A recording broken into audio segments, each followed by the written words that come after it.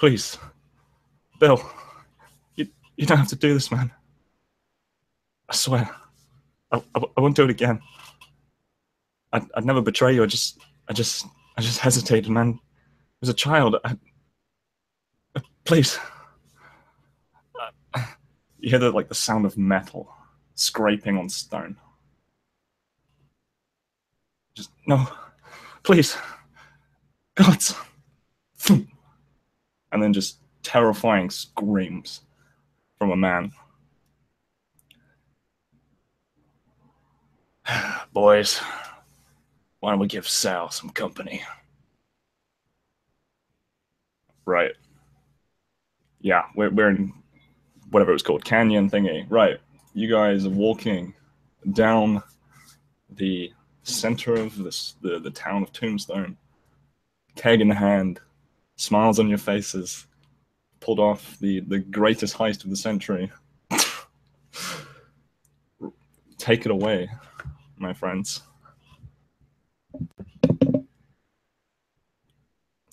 What's your next move? We set our target low. Yeah. So as Horatio's walking down the street with his young friend Silas, he would just look at him, a very pleased look on his face, and he'd be like, "I see, boy, that wasn't so bad, was it? I mean, obviously we'll repay the man for the borrowing the cask of powder." I would look over at him as he said, "It wasn't so bad," and I'd be like, "That was one time, Slicker. One time. And I only did it for the greater good. We're going to use this. We're going to get rid of Butch. And we're going to bring back the gold. And we're going to pay this man back for his keg. If I have to, I'll use my portion of it to pay him back. If no one else will." And Horatio would just nod. I say, hope the elf didn't get too frisky with Tanta. "Oh, I'm sure the old girl can take care of herself."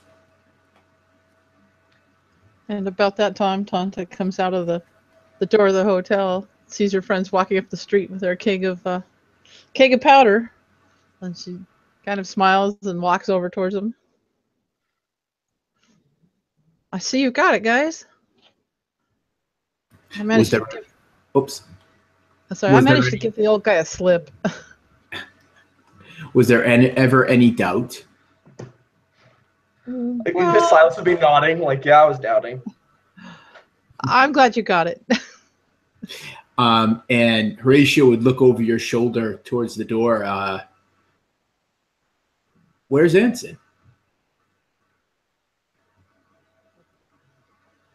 You'd actually see him like leaning beside the door where Tanta come out, and he has a big fat cigar in his mouth, and he kind of holds his mechanical arm up with all these steam engines and little gears and cogs on it, and he actually kind of gives like a thumbs up, and then his thumb produces a little flame as he actually has like a lighter built into his thumb, and he lights his cigar and takes a big pull on it. Just looks at you guys and kind of shakes his head. You see, subtlety isn't your best quality, boys. And I would look at him, and I kind of like look him up and down. Does the steam from your arm come from all your smoking?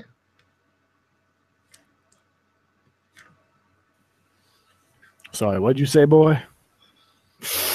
No, I'm just curious. I don't know how those mechanics type things work. But either way, yeah, we got the powder. If you walk with nothing to hide, then no one ever questions you. That's the way the bandits of the north do it. Well, we got a butcher to butcher. And he puts his Horatio sunglasses on, and the Silas would just shake his head and put his hand over his eyes. Your jokes Tanta are would worse kind than of my roll father's her were.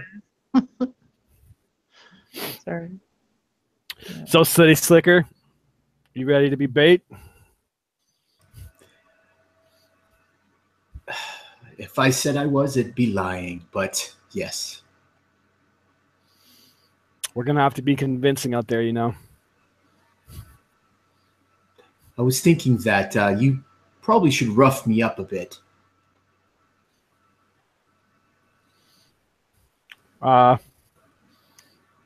Anson would shake his head and look to Silas, actually, who's standing beside him, or standing beside Horatio. He's right. I would look over at Horatio. And I mean, like, before I was joking about, like, how I wanted to, like I was, like, joking how, like, oh, yeah, I'll be the one to do it. And if you could, like, you see his mask over his face kind of grimace a bit. Like, he doesn't want to do this. He's out for bandits. He's not here to beat up city slickers, though he doesn't like them. So, well, we can't really do it here. Oh, sorry, go ahead. Yeah, okay. Never mind then. I'm sorry. Tonta wanted to do it. Tonta wanted to sucker him in. I wanted to beat him up. So she was going to do. I was going to give him the old 1-2.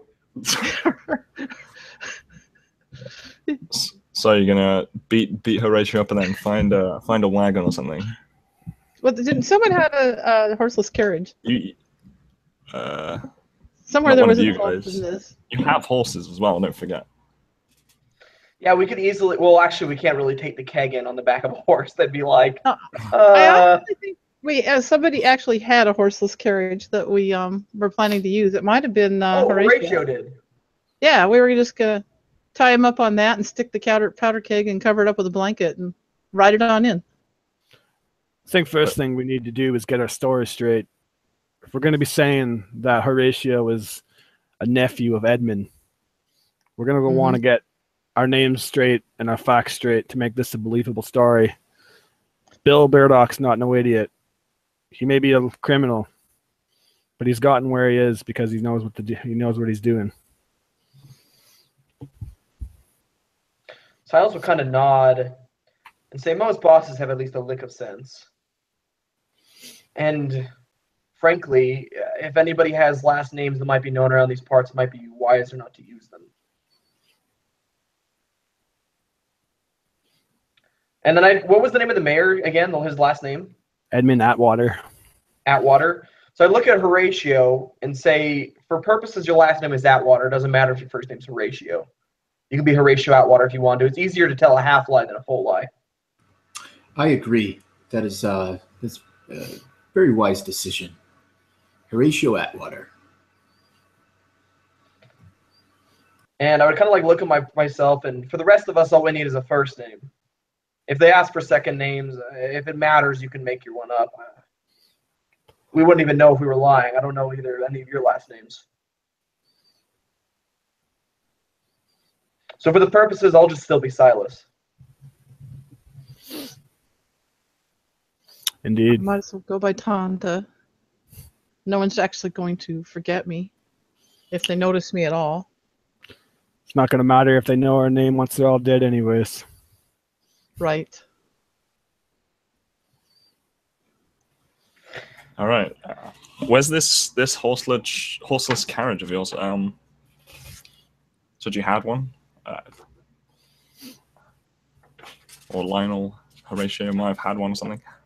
I thought he had like a kind of traveling dentist card or something. I do not. I was gonna say you just have horses. I thought. Well, we'll go to Edmund then. I thought we in the last session had talked about securing a wagon. Yeah, I think you wanted to steal a wagon from somebody. Not steal, borrow. Stealing is taking someone's property with the intent of depriving them from it. We're going to return it. We will bring it back in pieces after we blow it up. I actually think it might It's be better. you hit him half of a wheel. Sorry. I think it would be best to rent one. It's going to be a little hard to ride off with someone's wagon without them noticing it. Unlike a keg of powder. Silas would kind of like whisper under his breath. I've done it before. I think Tonta may be right. Maybe we should rent a wagon. Let's just go. There's a livery stables. Rent a wagon and a couple of horses. I'm sorry. I was going to say, as Horatio says that, he kind of gives us look over to Anson with like this little wink when he says rent. But not so that so like he actually has his glasses on, but he kind of like does one of these things.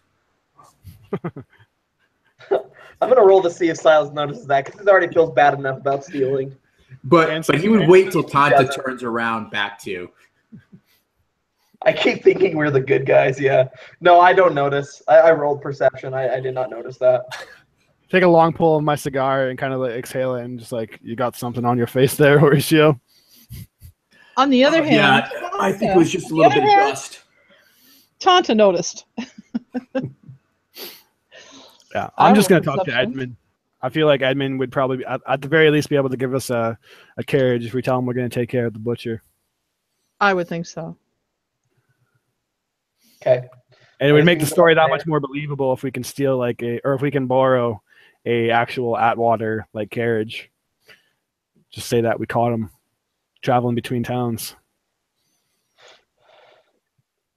Am I getting looks because I took down the Aarakocra, by the way? Like, do people like?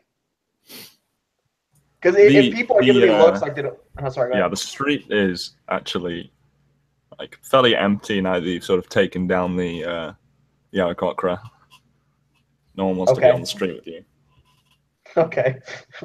Awesome. Well, it might be wiser than if I did not accompany you, seeing as I don't have a good reputation currently. That's what I kind of turn and look at them and say. I can wait outside, though. I will go with you, Anson. You might need some of my savvy. Silas kind of like actually like lifts his hat up a bit to like make direct eye contact with you, and then another pull on his cigar and just kind of shakes his head, and then you hear him kind of start to walk into the streets. The click of his boots, and then obviously like the steaming and engineering of his arm. You kind of always hear that going off, like the twisting and turning of cogs and whatnot. It's not the quietest of devices. I think Tanta's going to go in with you because if Jarvis comes out, she doesn't really want to see him. She's sort of staying out of sight. Can't believe you feel that way. Right. See Jarvis looking from the window, like breathing on it, making fog, like drawing a heart. T plus J. God. This session's great already. Yeah, I'll wait outside with you guys to go to delivery and stables. All right. So, Mr. Atwater is not only the mayor, but like he is the sort of boss of the quarry. So his house is the largest in the town, nearest the quarry. You've probably seen sort of some of the structures made up of the quarry just as you were sort of arriving on the train. But yeah, if you want to head over there, the streets are empty. No one is going near you. Yep. We'll walk down the streets, obviously keeping our distance from Silas. I'd make a comment to Silas about how Silas is a bit of a showman. He's youthful. A kind of attitude is going to get him noticed around here.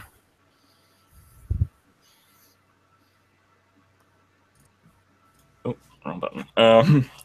And that's the ratio. Yeah, so guys head over to the office of Cadwell Steelworks, which is attached to the house. And inside you see a woman sitting behind a desk through the window, sort of working away at papers, sort of standing facing out. You can see this inside like facing out towards the quarry is Edmund, sort of holding a glass of brandy. So Horatio would take the end of his walking stick, the top of it, and he would just rap a few times on the jamb of the door. Hello, good sir. Might we trouble you for a moment?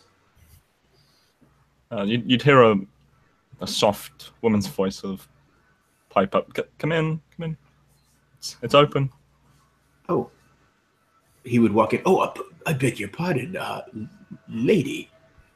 My companion and I are hoping to see Edmund, if we might. And Edmund would just turn around and look at you. The heroes at Tombstone. What can I do for you today? Well, matter of fact, we might actually have something that you can do for us. We're going to need a carriage. You're going to need a carriage, you say? Mm-hmm. May I ask what for? Well, we're going to make your life a whole lot easier being mayor around here. You see, we've seen you got a problem with the butcher. And just so happens that we're looking to deal with that problem. You give us the carriage, and I can guarantee you won't be bothered by him no more. You three are gonna go just fight the butcher. Just you three. We got a plan. Plan. Just takes. Horatio would be standing a couple feet behind Anson, and he'd be just kind of like brushing like dust off of his overcoat. And he goes, "Yeah, we have a rather excellent plan, actually. Anson, why don't you tell him about it?" Well, just so happens that your good little nephew here. I'm going to kind of put my arm around Horatio. Horatio Atwater was on a trip to the next neighboring city. I don't know what it is out of character, but I'll just say like the closest city. And your nephew here is going to run into a bit of problems. Yeah, and at the mention of that, Horatio would give a nice wry smile to Edward and do a very uncle, give him a little bow. Tanta's generally impassive face will kind of give just a little bit of a smirk as she stands in the background watching these guys for the moment.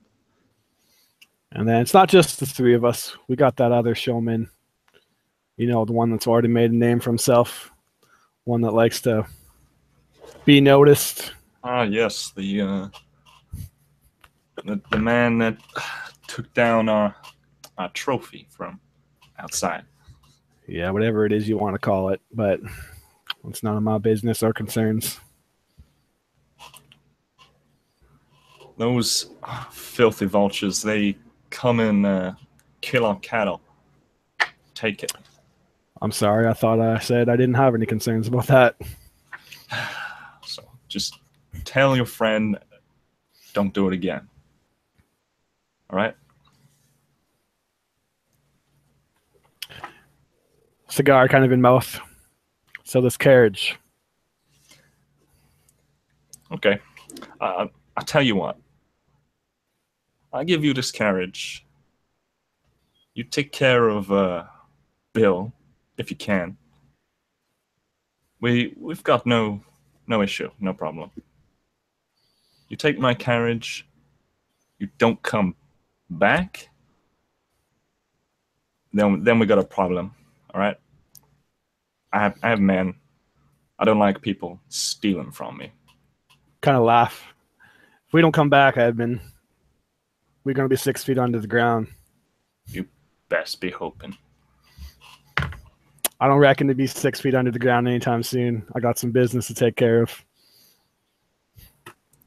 And your nephew here, he's just going to be itching to see his uncle real soon. So I think we'll get back to you as quick as we can. We're efficient businessmen, you can say. Aren't we, Mr. Atwater? As I look at you, Horatio. The gods favor us for sure. Yeah, the Gods gods. don't want anything to do with what's going on out here. I can tell you that. Is that all you want? Is that all the charity you want from me? I think the less you know, the better. Let's just leave it at that. But you have my word, and tell you what, you can have my horse until we're back. At least as some kind of deposit. A horse, huh? I have use for a horse down in the mines, that's for sure. Just make sure Consider you a bring deposit. that. I'll be taking it back. All right, that seems like a nice even trade. Holds my hand out, spits in it. It's my It's my metal arm. He shakes the metal hand and sort of immediately takes out a hanky and wipes off the spit. Well, Mayor, your life's about to get a little easier. One less bandit running around. Nice doing business with you. Catch you on the other side. Of course. Take the carriage just outside round back. It should. Can I peek and see if it's like a nice looking carriage? I want to click on this picture. Oh. I was gonna say, look at the link that Tyler just posted. I'll just share my screen. Is that a sissy lizard? Not the sissy lizard, no. Hopefully that appears. You guys see that? Oh yeah. That is not the correct picture I sent, but that works too. It's missing a wheel. I'm gonna look at it and say. Well, yeah, it's not missing a wheel. Obviously. Does he have like a nicer one clearly in the distance or like anywhere around? Like, is he trying to give us the crappy one? This is the one that you can see, like in the immediate vicinity. Like, it's got enough for like 2 people to be inside and like 1 on the top, or like on the back, like holding onto the reins or whatever. So it's got space for 3. Do I get the sense that he's holding out on us and he has a better carriage? Roll insight. I'm gonna roll insight, okay? And I rolled a 12. I mean, you can't really get the sense he's lying, but a guy this rich probably has a better carriage than that. Gonna look at it and say, "You're gonna send your beloved nephew out into the waste in such a rickety old thing as that. We want the story to be believable, Mayor." I also want my carriage to come back. Well, my personal one is worth a lot more than your horse. Your personal one's probably a lot more believable too, which is going to be imperative if we want to get our mission accomplished. Can I roll persuasion? One will do. And he just looks at you. It's dead in the eyes. Well, if that's how you want to be.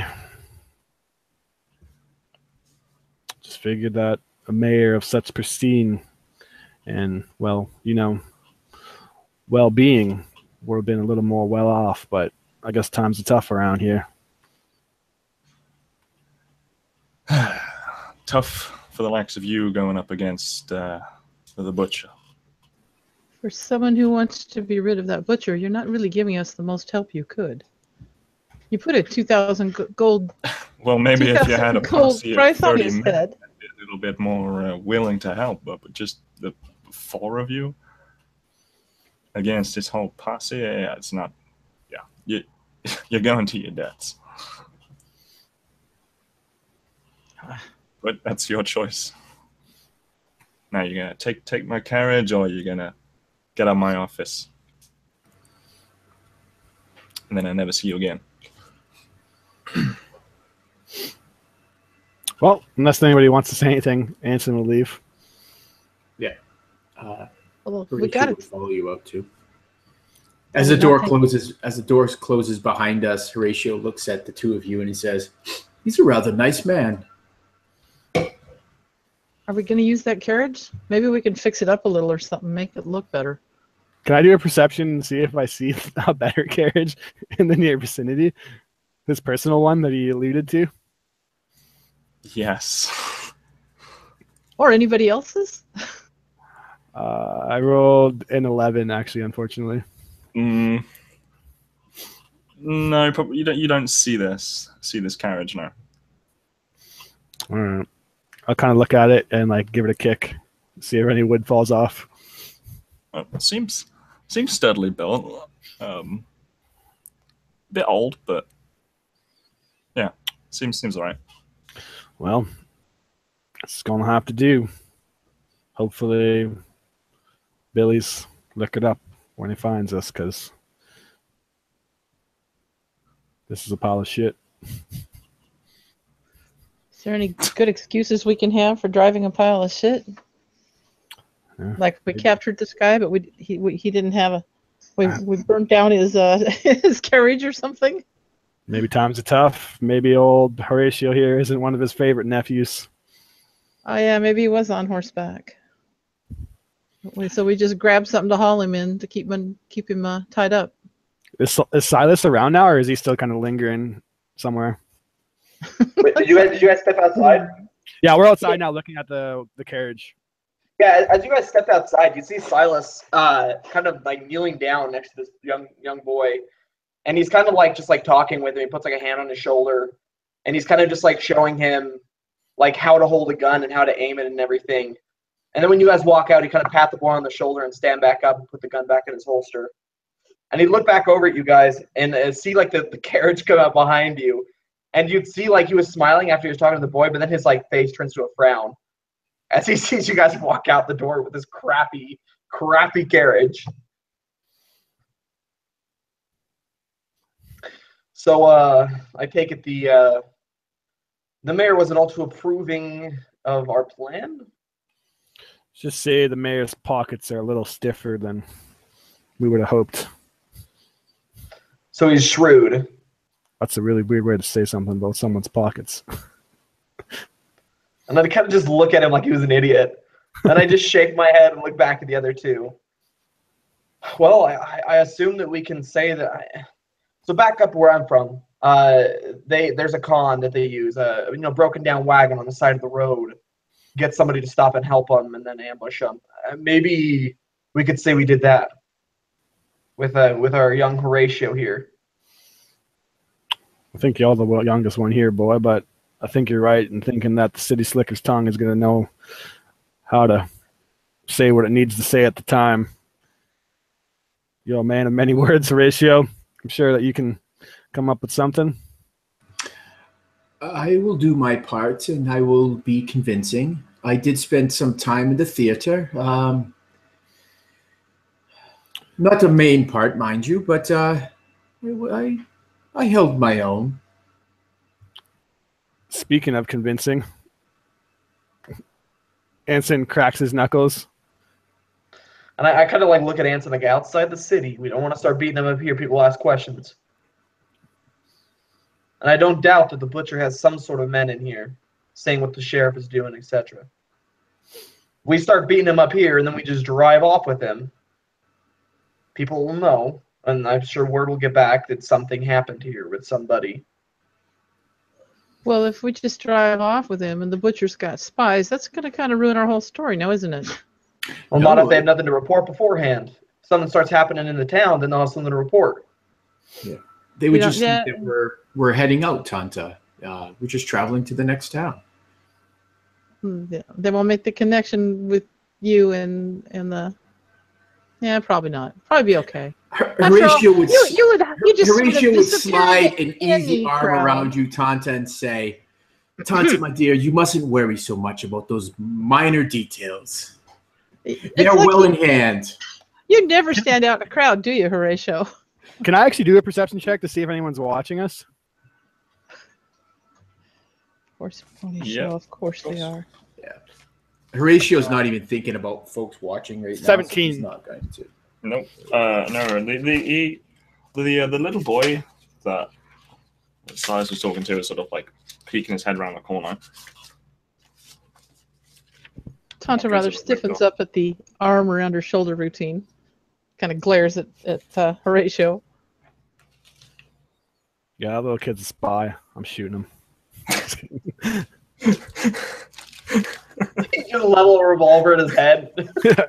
You say one word, kid, and I'll blast your brains out. Oh my god. Okay. Sure, they won't remember that. Just kidding. Yeah. What time of day was it, Harry? Was it fairly early or was it later in the day? I honestly don't remember. I think it was like the midday after, like early afternoon. And about how far is it to this fortification, this bandit fortification? Oh shit, I can't remember if the sheriff told you. I think he may have mentioned it was a couple of days out. Yeah.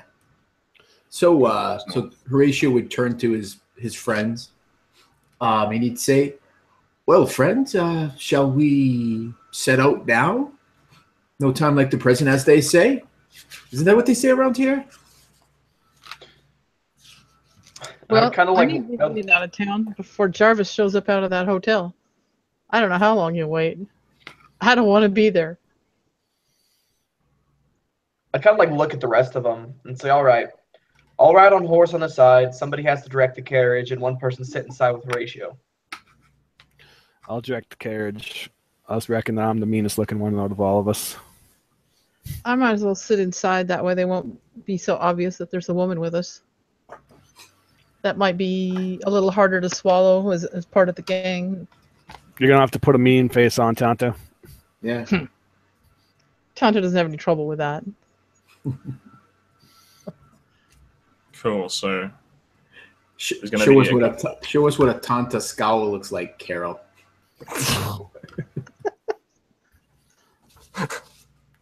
Just look at my my overlay thing there, and you'll see Tonto.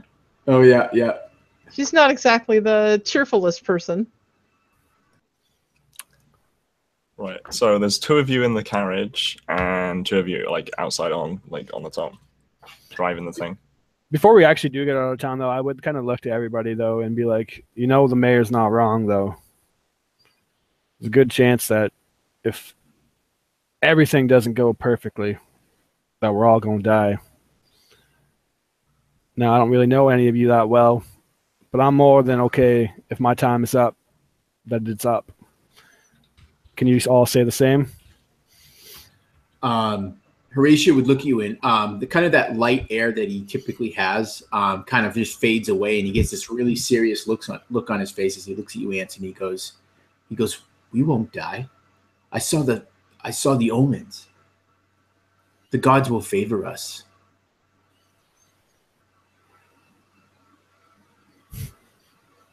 Give you like a look. And he's just like stone cold serious when he says it. And I'm like kind of looking you up and down to like look for like some kind of joke or something. And when I don't see it, don't really look that impressed. The gods aren't watching any of us down here, boy. Gods don't give a damn about you. They don't give a damn about me. They don't give a damn about no one. The only thing that's going to save you is yourself. Don't forget that out here. We shall see, Anson. We shall see. I like your optimism. What about you, Silas?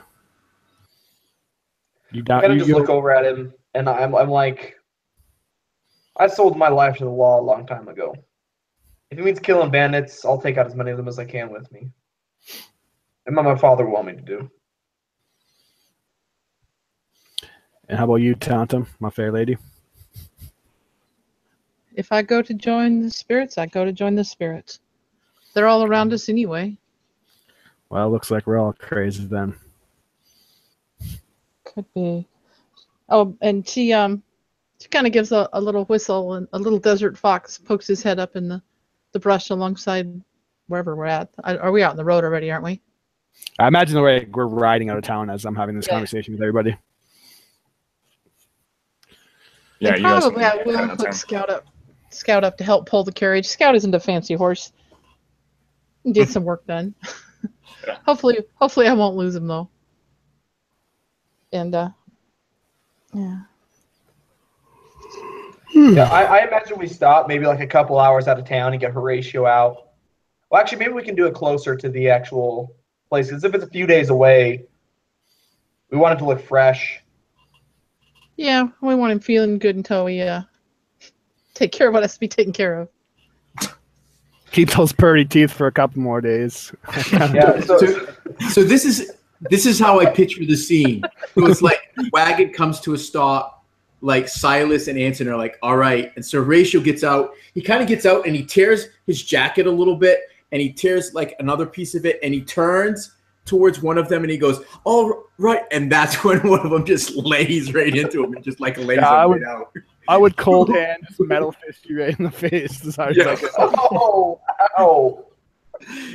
Yeah, Silas is a little bit kinder, but he definitely he's aiming to leave bruises. And Tonta goes and just smears dirt all over him. Yeah. Adds insult to injury, man. So he looks like he's been not only beat up but drug around in the dirt some. And steps on his top hat. Yeah, nice. Not the top hat. I imagine like at one point, like Chris like reaches for a gun, like it's got to be believable, and I like put his hand down, like no, too far. Yeah. So Just a little graze on the arm. Yeah. How much damage do they cause to me there, Harry? Well, each punch is technically just 1 damage plus strength. Yeah, I'll yeah, I only take 2 damage. It's got roughed up a little bit. Yeah, so Horatio's getting up off the ground. He's all dusty and dirty. He's got the dirt smeared all over his face. His lip is split and bleeding. He's got his left eye is already starting to swell up and shut from where Anson just socked him good. He's like, oh, when I said convincing, I didn't mean to break my lip. Silas would slap him and say, "Don't talk back, prisoner." Yes, awesome. Are you guys gonna tie me up and shit? I'll tie him. Yeah. However, tie him so he can get loose, so that he looks like he's tied, but he's not actually. Yeah, maybe it's got like a totally tug secure. where I could behind my back, but I can tug it and it'll like a slip knot, like a reverse slip knot. Yeah, because we may need him at any moment.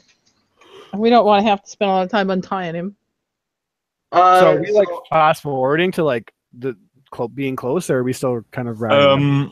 Yeah, so I fast forward like a lot of the travel, but So if you're okay with it, I rolled like a sleight of hand to try and like tie this knot. Yeah. So I got an 18 to make it so that he could slip out pretty easily if he needed to. Oh yeah, that's definitely gonna be it. That'll lower the like DC for escaping quickly. Okay, cool. Or like give him advantage or something. So yeah, you guys travel in the sort of blistering afternoon heat, like inside the wagon. It's like just burning hot. That's a weird noise. And you see this like humongous like rock like way off in the in the distance. So it wasn't just me that heard that noise. I thought I was like fucking hearing things. It was Chris. Just okay. So you know, like kind of like Pride Rock, where it's like one huge like stone, like leaning, like toppled, like almost toppled over, but like propped up by another one. Like you can see that off in the distance. And you're sort of heading towards it. And as you guys are traveling, I want to do a little flashback into back to town. So this is like maybe 5 minutes off after you sort of traveled off in the carriage. We're back inside the room with Mr. Atwater, and so he turns to the woman, Wendy. Go grab the sending stones. and then cut back to you guys traveling along to this rock.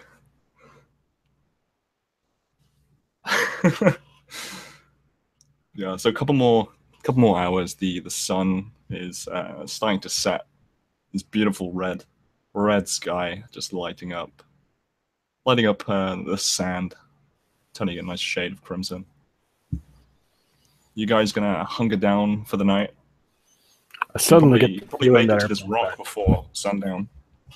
I suddenly get this feeling that we shouldn't approach the fort and we turn around and go back. But yeah, Okay. we'd set up camp. As soon as we're settled in, pull my bed kit out, and Anson would pretty much hunker down without saying very much, and he would just pull something out of his pocket, a piece of paper, and look at it. Wait, you guys did not tell them about the keg, right? The powder keg? No. The mayor? Oh, hell Okay. no. Okay, No. good. We didn't tell them about the powder keg. How close are we to the hideout at this point? The fort. The fort. Like over a day's travel, because you sort of started off traveling in the afternoon. We weren't going So to beat Horatio up until almost before we got there. So you'd probably get there at like maybe you can just beat him up again. It's fine. It was a lot of fun. Give some fresh and new wound, like old wounds. It's fine. Like but yeah. So you guys got like maybe a day and a bit. So you'd probably arrive just as the sun was setting, arriving at the actual fort. So yeah, you guys keeping watch.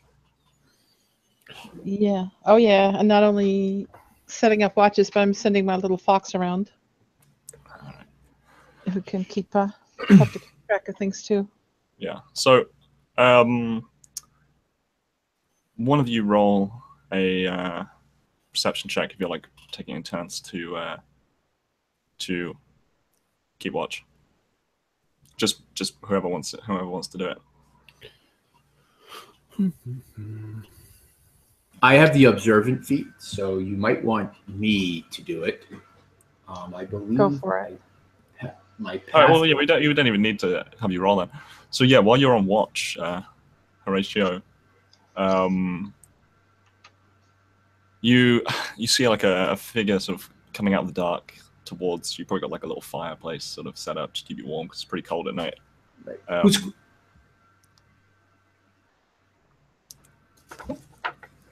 It's definitely a humanoid figure. Sort of, you can see like the outline of his hat and his coat. Who's closest to Horatio? Because I imagine I would still be tied up to kind of give on the. You would want to give the appearance. Watch tied up. Yeah, I'm just kind of sitting like maybe off a little bit from the fire, like Yeah. against the rock. So who would be the closest to Horatio? I don't know. Yeah, that's you guys. So maybe it's I'll say- Silas. And I'll would say be I like, am. I'd be like, psst, psst, Silas. I'm like, wait, so am I? So are we all sleeping? Is that what's happening right now? Yeah, you guys are sleeping. This is the night, and Horatio's just woken you Okay. up. Well, I nat 20 to hear him.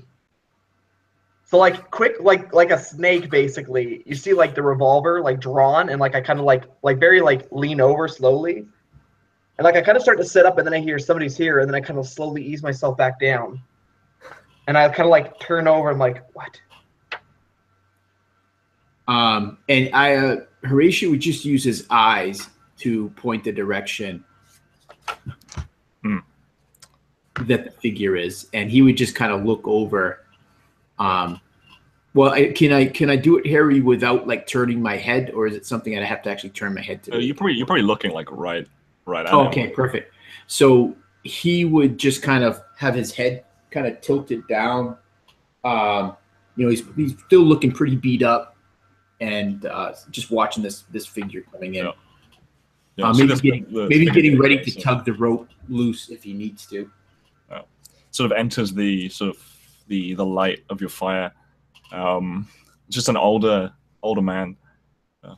Greetings, travelers. Room at the fire for one more, old man. And Silas would start as if he had been asleep. So I guess I'll just kind of roll. Okay, it's fairly convincing with like an 18 in performance. Yeah. So like I like kind of like sit up like bleary eyed and like look at him, and I kind of like size him up. Strange place to be out on your own, traveler. Well, I'm visiting my aunt in Tombstone. And I kind of just nod. Is he like giving himself away at all? Is there anything that's like super No, off-putting about him? roll insight, but he seems pretty genuine. He's not wearing any kind of weapon Which would that you can see, like no holster, nothing. Okay, well, 15. No, he looks genuine. Yeah. I was gonna say my passive insight is at 20. What? Oh my gosh. Jesus. Okay. Isn't it like, how the fuck did you get passive insight of 20? Damn. I'm observant. Goodness. So what does he see? No, this guy He's is a soul. yeah, this guy is genuine old man looking for a just place to just sit. Oh, sorry, not insight, investigation. My bad. Well, you definitely see he's not armed in any way. Like, you can't even see like the shape of a dagger in his boot or anything like that. I just kinda by now like Tanta's awake. Oh. By now Tanta's awake as well, and just kind of laying there but listening and looking to see what's going on. So, it's you've got a rather peculiar set of people, I guess. With you're traveling with young man. He's talking to you, Silas. And I would slowly nod and say, well, those two are my people. This one, not so much. And I'd look over at Horatio. And Well, Horatio would smile at the old man and he'd say, yeah, they're rather accommodating. And he would kind of look down at his ropes that are bound around his arms and chest. the old man would just give you a nice, like, warming smile. Well, no matter. At least you're, a bit extra heat under all those ropes. So, Mister, do you mind if I just sit down a while? Silas would just kind of nod and like gesture to like maybe a fallen like log or something. Yeah. Yeah. So he plonks himself down. So, you travel far? Leaving Tombstone. It's an interesting place, that one. And I would just slowly nod. And what's that supposed to mean? I mean, we were just passing through, but none of us are from there, really. Well, except for this one, but Yeah, well, no one's really from Tombstone. They kind of just arrive. About then, Santa sits up and she looks at him and she's like, "What's your name, mister?" Oh, my name is Jeremiah. Do you have a last name to go with that? Yeah, it's Jeremiah Gold. See, back in my youth, I used to be a prospector, but I gave that up. But not before I changed my name to the thing I love. Oh, I loved. So what do you do today? I just travel place to place. That doesn't seem like much of a career. Well, no, but I'm also in search of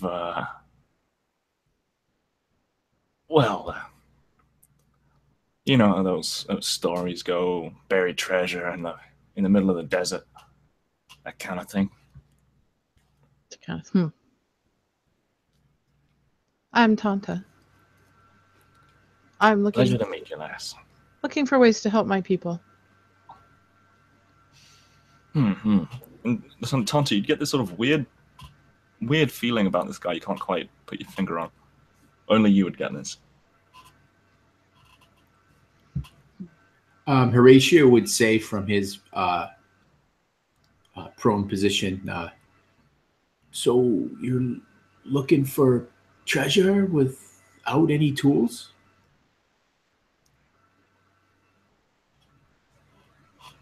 Well, you see, I travel light. No one bothers me there. Once I found what I'm looking for, then I go get my tools and come back. No use just dragging them all around. Well, you can untie me and I'll help you.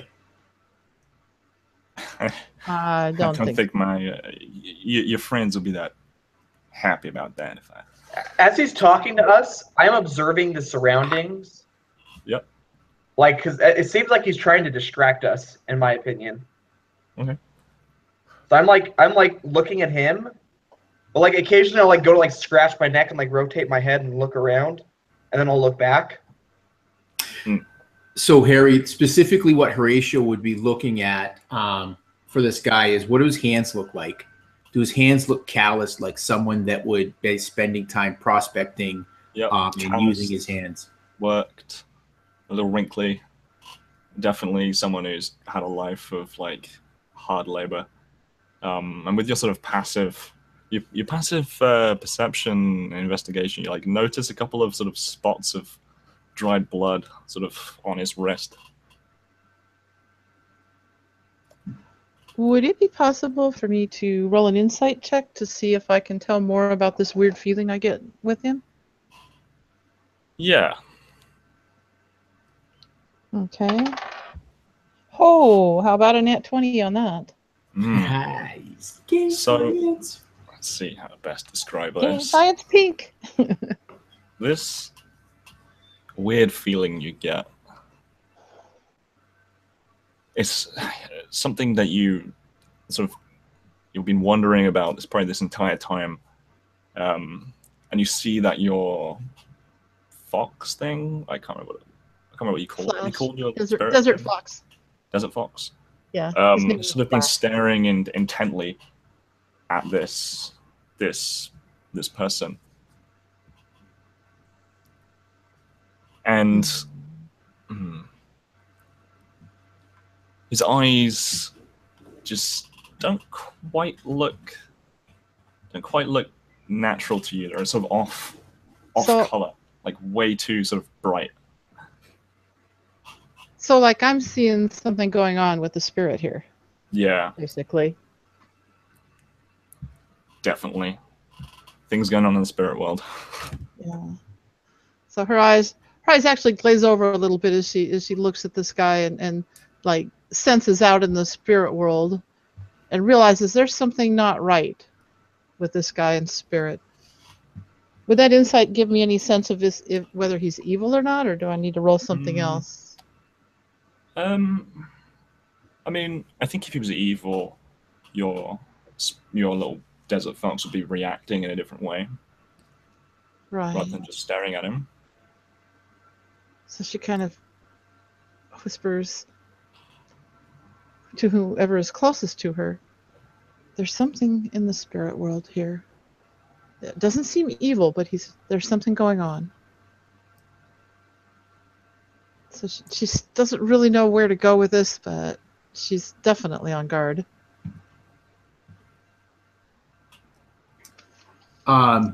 So Horatio would say, as he's kind of maybe starting to get his hands onto the little loop that will pull loose his ropes. He's not pulling it yet, but he would say, and he would say it with he's got that cracked split lip, so it kind of probably re-injures itself as he's talking, and he would wince a little bit from that, and he would say, "Did you hurt yourself, friend?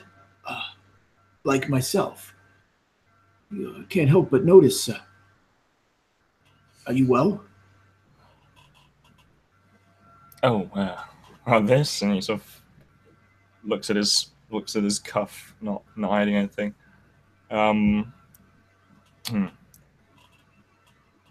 It's certainly not my blood. That's for sure.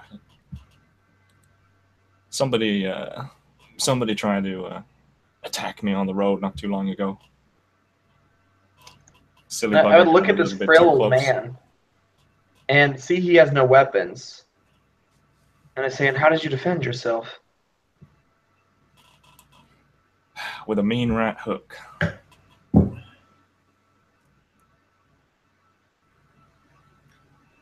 Just gives you a nice warming smile. Horatio unintentionally winces at hearing right hook.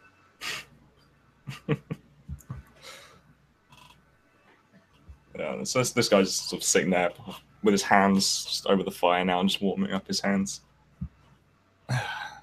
And blowing into them. Do you need a Really, bite to eat?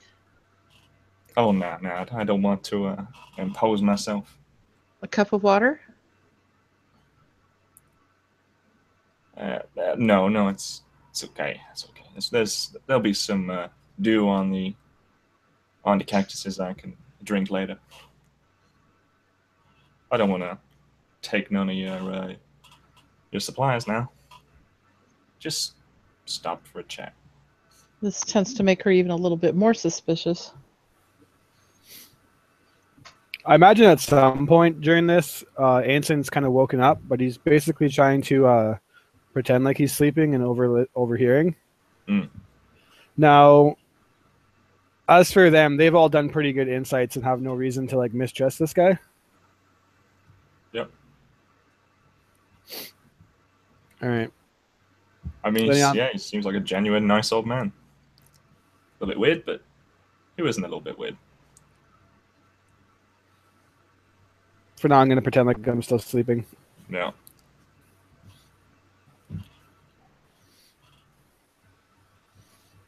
So, where are you and your friends headed?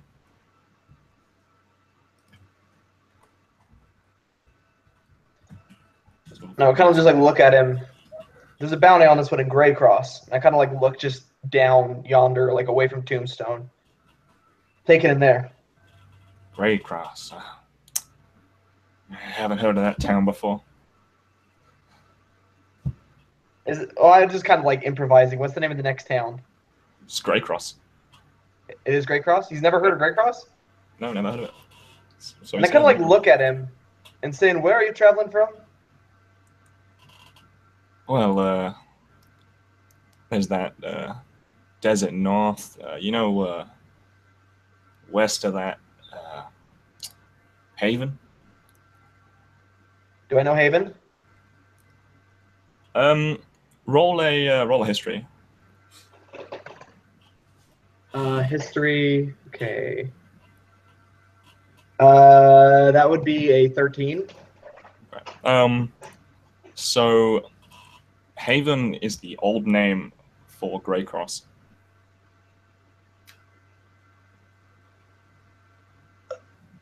I would kind of like look at him for a second.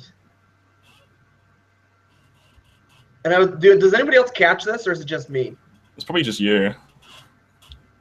I would frown, and I would say, Haven. Interesting. Been a long time since I've been there. Excuse me for a second. I go to the bathroom, and I kind of stand up and like walk away to go off into the desert. Yep. This entire time, I'm racking my brain to know if I know anything about like wayward spirits or anything, like people kind of like lost in like in the times. Like, is this dude a ghost? It might well be. I mean, you may have never come across a ghost before. You don't even know if they're real, but could be. Maybe do I know anything about a Jeremiah that went missing like before? Because I mean, like being like a vigilante, I'm sure I've like gone over like ledgers of missing people, etc. Like to see like. I think, roll. I think just roll like a straight like wisdom, so you can remember anything. Just straight wisdom? Yeah, wisdom okay, check. Well, I'm at least decent in wisdom. Oh, I was on a nat 20 and then I rolled over one. Oh. Okay. So let me see what's going on. So that'd be a 16 then. Yeah. So thinking back to like Jeremiah, you remember something that your father told you, like when you were a child, about this man who like killed his best friend over like just a small chest of gold, like out in the middle of the desert. Do I remember the friend's name? No. Well, yes. Yeah. This guy's name was. Why don't you tell me his name? It was Wyatt. Wyatt, because I'm rubbish at making up names on the spot. Okay. So we'll go with Wyatt. So I'm kind of like going to the bathroom and I remember this. I'm like, no, it can't be. I mean, like, cause like I'm sure that I've seen like monsters and like I've seen strange stuff, but the supernatural, like I've never seen a sand hag, or like I don't believe in sand hags. I've never seen a ghost. I've never seen like anything really paranormal or anything. So I'm kind of just standing there going to the bathroom and I'm just kind of like thinking to myself, like, no. And I kind of remember the blood on his hands that was pointed out, and that he was searching for gold. And my eyes are kind of widened, and I look back at the fire over my shoulder.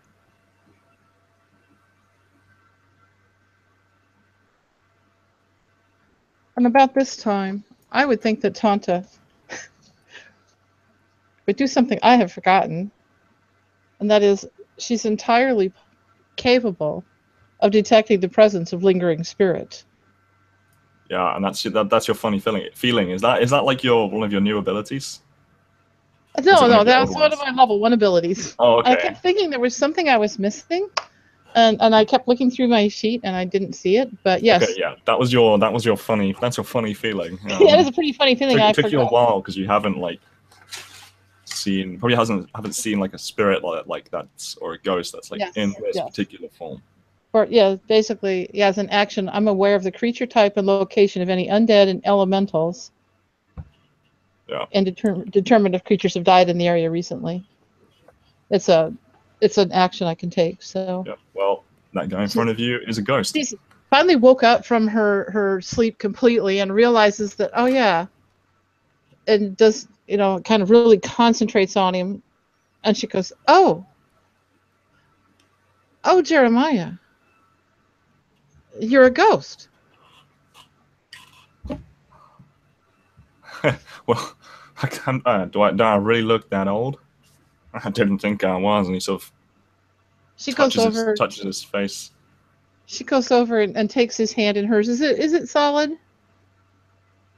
Or odd, or No, your hand goes straight through, and it feels cold. Like once it passes through. I could help you cross over and go to rest, so you no longer have to hike through these deserts alone. That's some crazy talk you're saying there, woman. I'd say about this time. Subscribe to this mumbo jumbo. Sorry, what was that? I'd say about this time, Silas enters back into the fire like ring. And I say, so tell me, how's Wyatt? And he looks at you, sort of this like panic on his face. I haven't seen Wyatt in a long time. How'd you know him? A friend of his? My father told me a story maybe 20 years ago about a man who murdered his best friend over a chest of gold in the desert. And that man's name was Jeremiah, and his friend's name was Wyatt. Now Jeremiah, that was 50 years ago. You might not believe what she's saying, but you're dead. I'm only 63 myself. No.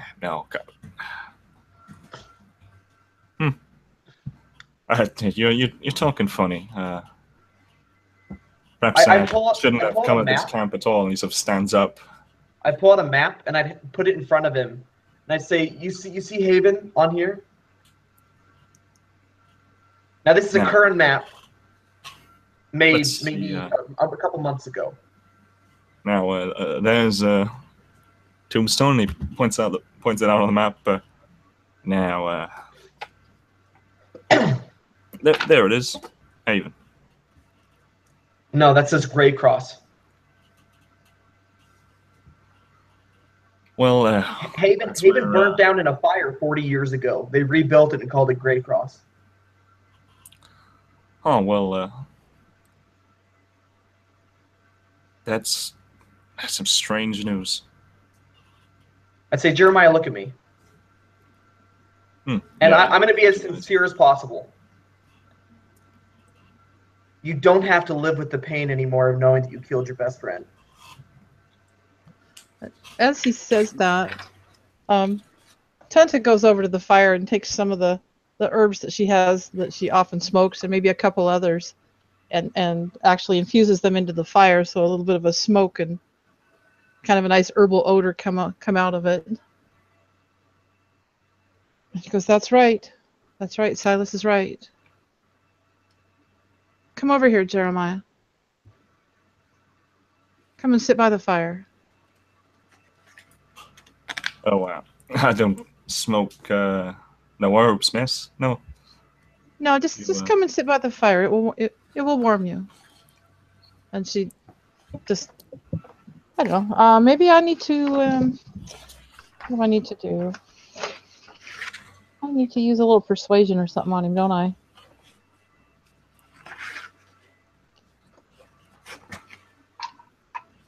Can I use some persuasion on him? Yeah. Okay, let's see. That'll be a total of 15. Okay. So he just sort of picks up his log, drags it a little bit closer to the fire. It does move, the log. So I imagine that, the smoke kind of swirls around, and he probably breathes some of it in. And what she wants to do is use her medicine to send him on in the spirit world where he belongs, I guess. If I could do Okay. that. Yeah, definitely. She's Roll, going to. Yeah, she's okay. Roll a medicine. Yeah, roll it with what is it? Intelligence or wisdom? I think it's right. Yeah. Right. Do I do a medicine check or just a wisdom check? Yeah, do a medicine check. See if you've Okay. picked out the right herbs. All right, and she calls her little fox over to help, and he's going to give her an extra set of proficiency on it. Okay. And that's going to make a pretty good roll. A total of 22. So he's sort of sitting there, warming his hands, and blowing into them. You see the smoke like sort of getting pulled towards him, and it's sort of swirling around his body and around his head, lifting up into the skies of. You see him go sort of slightly transparent, like just ever so slightly, that you can see like the vague glow of like behind him, where the light is actually like touching the sand. Then he stands up. Well, a pleasure to meet you, four, and I hope everything goes well for you, my friend. He looks at Horatio, and then he turns and strides off into the night. By the way, as he's going, Yep. I would kind of shout after him. Mhm. Like I would just shout after him. Don't hold on to it. It's not worth it. It just hurts. Oh, don't you worry about me now. You'd see his shape fade into the blackness. Well, he made his choice. How odd.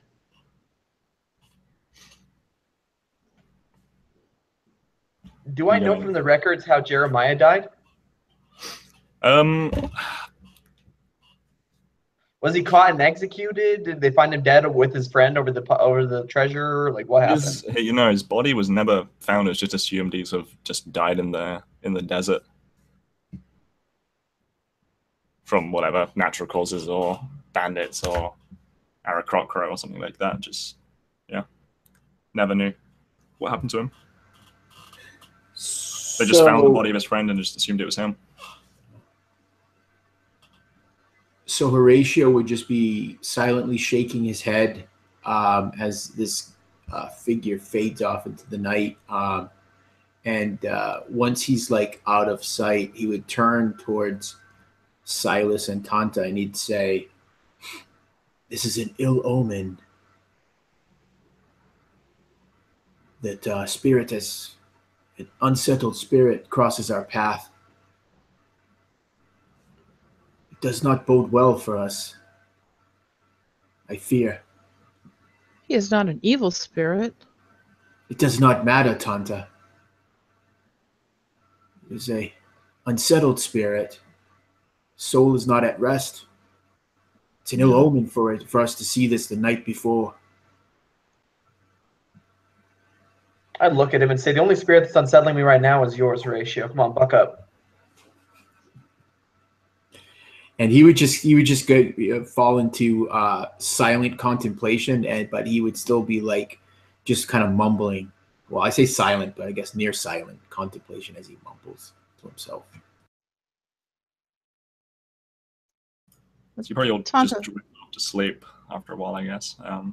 Well, Tanta's troubled by that, so she sits with her fox and just meditates for a while, and then sends it out to keep an eye on things and get some sleep. So you all wake up bright and early. Morning, the fire's sort of burnt out. It's just ashes and bits of twigs left. There's no sign of the visit during the night, no footsteps. The log actually never moved from where it was. So it's like in our dreams almost. Spirits, That's kind man. of terrifying. Yeah, Silas would be very, very deeply disturbed by this. But Tanta's not terribly worried about it. She deals with spirits on a regular basis. She can still smell the herbs and the fire that she put in the night. She knows it's not a dream. Yeah. Horatio, noticing Silas, would say, just quietly, but loud enough for him to hear, "I tell you, it's an ill omen." I kind of look over at Horatio, and this time instead of just like telling him off, I'd kind of nod.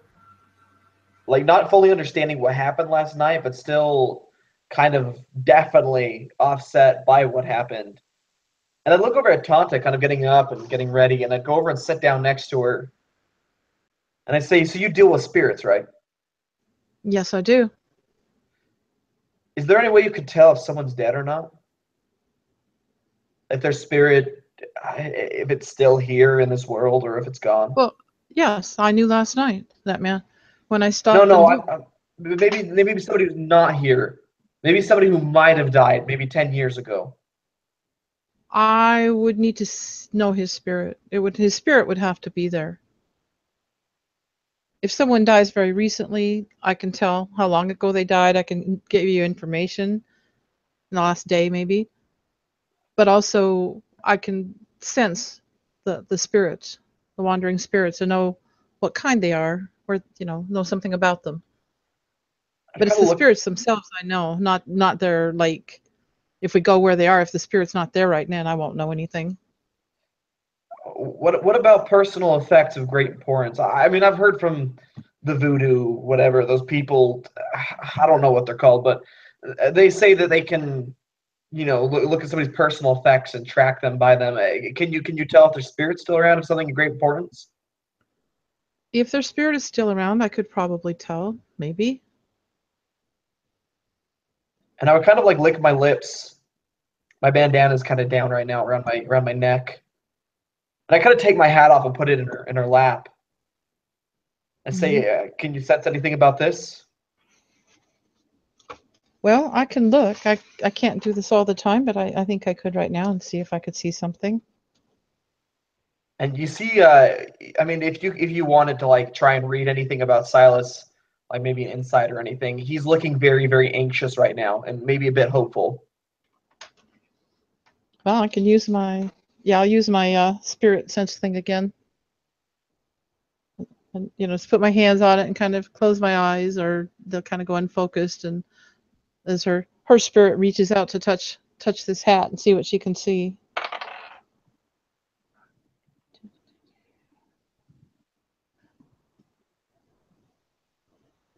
Well, actually, it just I don't have to roll for it. No, you. Why don't you? If okay, I was gonna say like Karen, you can tell me like a little bit about what you see if Ty's all right with that, and I can just describe something. But I'm open for some collaboration between you guys. Yeah, I'm Okay. assuming there's something there, or he wouldn't. Okay. I'm gonna roll Ty about that. Okay. Oh, well, that's not a good sign. It fell off the table. Oh no, no. Yeah, it's not really strictly within my thing there, but if there's a spirit attachment, I'm cool with this. Okay, so Hunter, as you touch this, you get the sense of being lost, of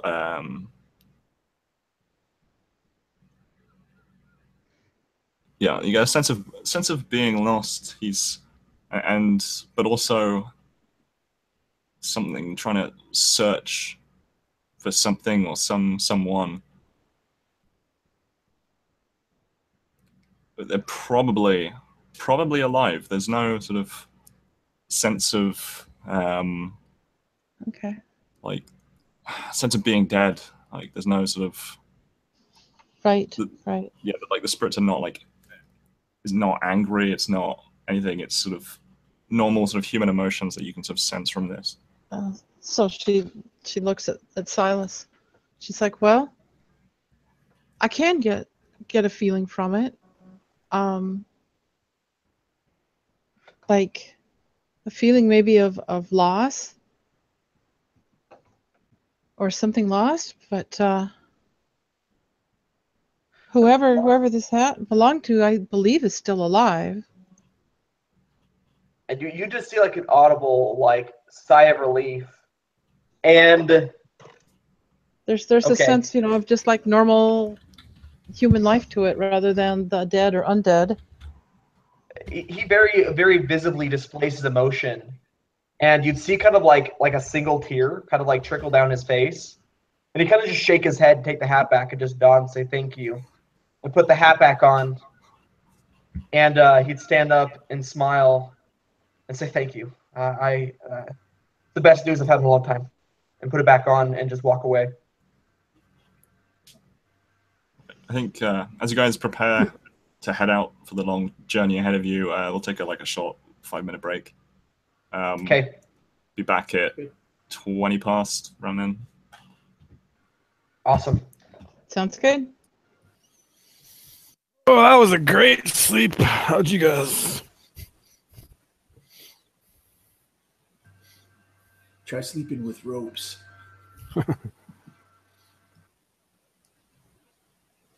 It's got to be the most uncomfortable sleeping in a set of ropes.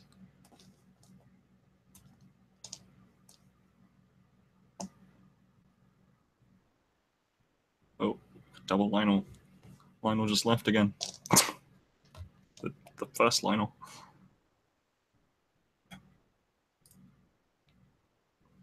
Oh boy. Oh, it's not very nice outside for a change. Been having this like blistering heat in England for the past week, and now it's like turned to cloudy shit.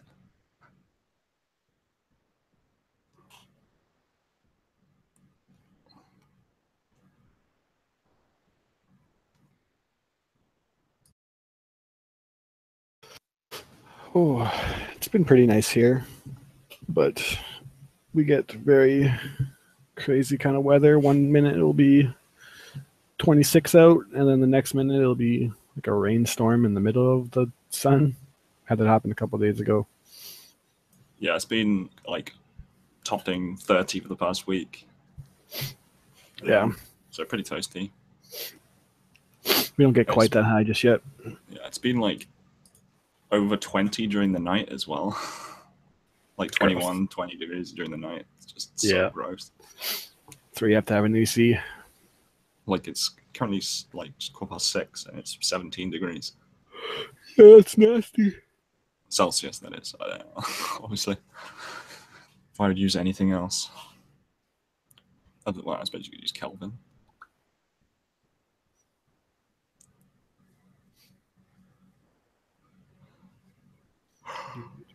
I particularly want to say like 290 degrees there. Yeah, who knows how to use that imperial craziness. I was talking about Kelvin. Oh. Where the scale starts at absolute 0. It's like 20 degrees is like 290 or something, whatever it is. 17 degrees, sorry. Oh, it's like 290. It sounds cooler. Yeah. It's 1,000 degrees outside right now. That'll be really hot, actually. Like, that'll be like 700 degrees Celsius. Nice. It's not like Fahrenheit where it's like a random scale. It's just made up. That's what I like. I'll be right back, though. I'm going to get another drink. I like the total randomness of Fahrenheit myself. Fahrenheit just makes too little sense for me to ever use it. I just feel sorry for all the like American like engineers and scientists who probably get taught in Fahrenheit and have to switch to Celsius, having to like think in a completely different way. Because the rest of the scientific community uses Celsius. Most of our science classes and stuff like that, they don't use Fahrenheit. There's a big leaning on metric and stuff. Yeah, because it's easy. Everything's just in tens. Yep. Rather than whatever the hell you use from Fahrenheit, it makes no bloody sense. Fahrenheit blows my mind. I don't even comprehend the imperial system. Period. Well, if you can count to 10, you can use the metric system. I can count to 10, but Fahrenheit, I don't know. It's weird because like it's different at some numbers, but then like it lines up somehow every now and then. And yeah, why is it like water freeze at 32? Like why? Where did like what's the basis? I read something on that recently, and I guess the guy who designed the Fahrenheit system thought that was the coldest it could get was 32 below freezing. Was 32 degrees Fahrenheit. Yeah, but that's well, just the temperature that water freezes. Is like. Well, no, because see, he thought that you could get the coldest temperature you could find was where he put 0. But then, of course, now we can go a lot colder. What's 0 Fahrenheit? Celsius. Well, he was, well, since the size of the degrees aren't even the same, it's a little confusing. Minus 17.7 degrees Celsius is 0 Fahrenheit. Such a random number. At the time, it was like a constant. This is the coldest it gets. Minus 17, yeah. My parents actually grew up on imperial, and then they switched to metric in Canada however long ago, and my parents still like believe in it. English money with like farthings and half crowns. Well, what's funny, is Harry's sitting there denigrating the imperial system that came from England. Yeah, Harry. Now improved it and made it better. But it's your system, so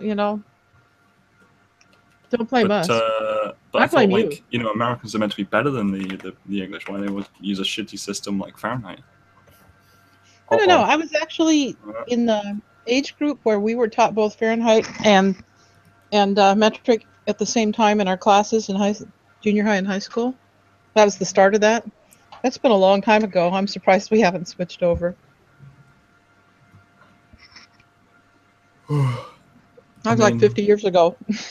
I mean, you can just like you can keep your distances miles or whatever. That's fine. Like we still do. It's such a pain to change everything to. Oh no, there's 2 Chris's. That's got booted. Yeah, that happened to me earlier. I put the formula for you guys in the chat. So now you'll know how to convert to Fahrenheit from Celsius. There you go. My husband just retired from being a science teacher, so I'm sure he would know, but he went to bed. Yeah. He would know all about how and why, probably. At any rate, we're all back, aren't we? Nope. I also have a formula for converting it. It's called type in Google what is blank Fahrenheit in Celsius. Yeah. The worst part about our imperial measurements is liquid measurements. They make no sense. I can't stand them. What the hell is a fluid ounce? It's crazy. I have that every now and then in the kitchen. We get like things that are still in the imperial, and it's like 1 fluid ounce. I don't even know what that means. What they have down in my local shop, they have like these really crappy American drinks that just taste like sugar. They're like have you heard of Arizona, like the brand? Yeah. Oh, yeah. They make tea? It was just, I don't know, just this like canned stuff. Yeah. So I bought one to see what it tasted like. I bought a mango one. It didn't taste anything like mango. It was just pure sugar. Probably artificial sweeteners. High fructose corn syrup. It's horrible stuff. Had like 70 grams of sugar in a like 640 ml fucking can. How many fucking fluid ounces it was? I live in a border city where like literally you can drive for 5 minutes and be in the States, and nothing is more disappointing than going to the States and forgetting that our iced teas are different. Because in the States you guys actually like have literal iced tea, where like in Canada it's like this sugary delicious drink of the gods. Oh yeah, like do you have Lipton's in Canada? That's one of the brands we have for sure, Yeah. but I think they have that there too. But like our iced tea doesn't taste like tea at all. It just tastes like sugary craziness. I love plain iced tea. Yeah, I like my tea unsweetened. It's So. because tea is to be drank hot with some milk. That's why iced tea is completely different. It's not actually tea, really. Yeah. Something else, it's just cool. I still like it. Not me. I like my sugar. One, Is Tyler back? Yeah. excuse me, 1 fluid ounce equals, if you have an ounce of something solid, a fluid ounce is going to be that in volume of water that weighs an ounce. So is a fluid ounce and a regular ounce the same thing? As long as you're measuring water, if you're measuring something with a different density, it might be smaller or bigger than the volume of water that a fluid ounce takes up, because a fluid ounce is a volume measurement. Is it based off water? Is that what they use to develop the scale? Well, it shouldn't matter if it's liquid. If it's just any liquid, it'll just take up a certain volume. Not all liquids are equally dense. Some weigh more than others per volume. It's a volume, not a weight. Right. But what they did was the volume, that volume is set as the volume of water equaling 1 ounce. Sorry, guys. I feel like the Tim Carney of our group. Like, I'm always showing up late after the breaks and stuff. And... I'm sorry, we're having a great time discussing measurements. 6:24, you're 4 minutes late. Of which I know actually 5 things. I'm 3 minutes late, not 24. Oh, it's because he's young. He doesn't have the wisdom of us older. A mere child. Be late. How dare you be late, Tyler? Actually, Tyler, I think if you just had your birthday recently, right? Yeah, 8 You're days the ago. youngest here, then. What'd you turn, 16? Shut up, you. No, man. He's at least 18 or 19. I'm 3 months older than you, man. Yeah. Yeah, I'm you are the baby. Yep, the baby right there. 20, Even though I'm 23. I'm 23 as well. Wait, when is your birthday? March March? You guys Oh, are like nice. children. Yeah. We If I literally got could married be your younger, I'd children. have grandkids your age. Yeah. Right. Let us get back into it. So Yes, you have babies, let's get on with it. a long day of travel ahead, expecting to reach the fort by nightfall. Tanta would be ready to change the plan, but let's face it, she doesn't have anything else to do. She's got no ideas. So like thinking up all like plan B, plan C, plan D. Yes, yes. She's kind of like, We can sneak up like out the back. What's the name of the one guy on the A team who's like always got like the backup plan? Is it because Face takes over? But what's the name of the other dude? There's Hannibal. way to break Yeah, immersion. Hannibal. She's our Hannibal, man. She's Murdoch. coming up with Murdoch, yeah. Yeah. Oh, what the hell? So- What gives it a B? B.A. Baracus. Yeah. So what are you guys thinking as you're traveling along? We're screwed. Plan, but somebody's got to do it. I'm thinking, oh no, he must have had a sending stone and told him that we were coming. I imagine that me and Silas are kind of riding in the front. That's cool, and Tonta and Horatio in the actual carriage. Yeah, I'm riding on my horse It's alongside getting the hot. carriage. The carriage is getting freaking hot. We'll crack the windows for you. We'll roll What down windows? the car windows. Turn on the AC. Roll down the car windows. Tonta, could you be a dear and crank up the AC for me, please? It's rather hot in these ropes. Tonta will fan you with the stinky old robe. As we're riding, though, I kind of watched the whole ordeal go down between Tonta and Silas. And I would imagine that I didn't say anything, and probably a good like hour or so has went by as I kind of just sat there quietly in my grumpy old man state. But after a while, I would break the silence and just be like, "Where'd you get that hat from, boy?" And Silas would kind of sit up startled. I mean, Anson, whenever he's talking to him, he's calling him hotshot or making some snide comment. So just like making just like normal conversation to him is just kind of like he just kind of looks up surprised and expect anything. And let me roll something. Okay. It was my dad's.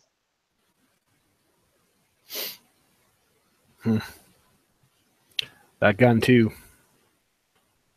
And I would kind of like look at him and my eyes would narrow.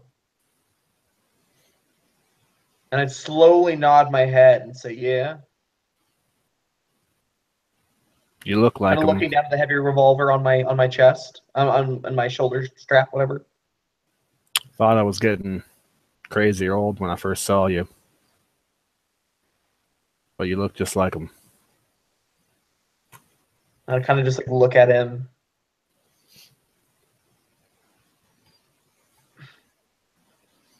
And my mouth would open and close a few times as I'm writing. And I actually imagine that maybe like a bug flies in, so I'm like coughing it out. And I kind of like look up at him. How did you know my father? Well, it's a while back.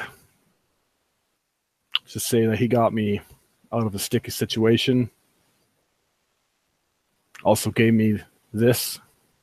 And you'll remember from the very first time you guys met when we encountered those beasts that he got ripped up pretty good by the creatures that we were fighting. So he actually kind of like takes his coat off and shows you his back a bit, which is kind of weird. He pulls up his shirt and he doesn't show you everything, but you see this massive brand in his back, only like the corner of it. And do I know what this brand is?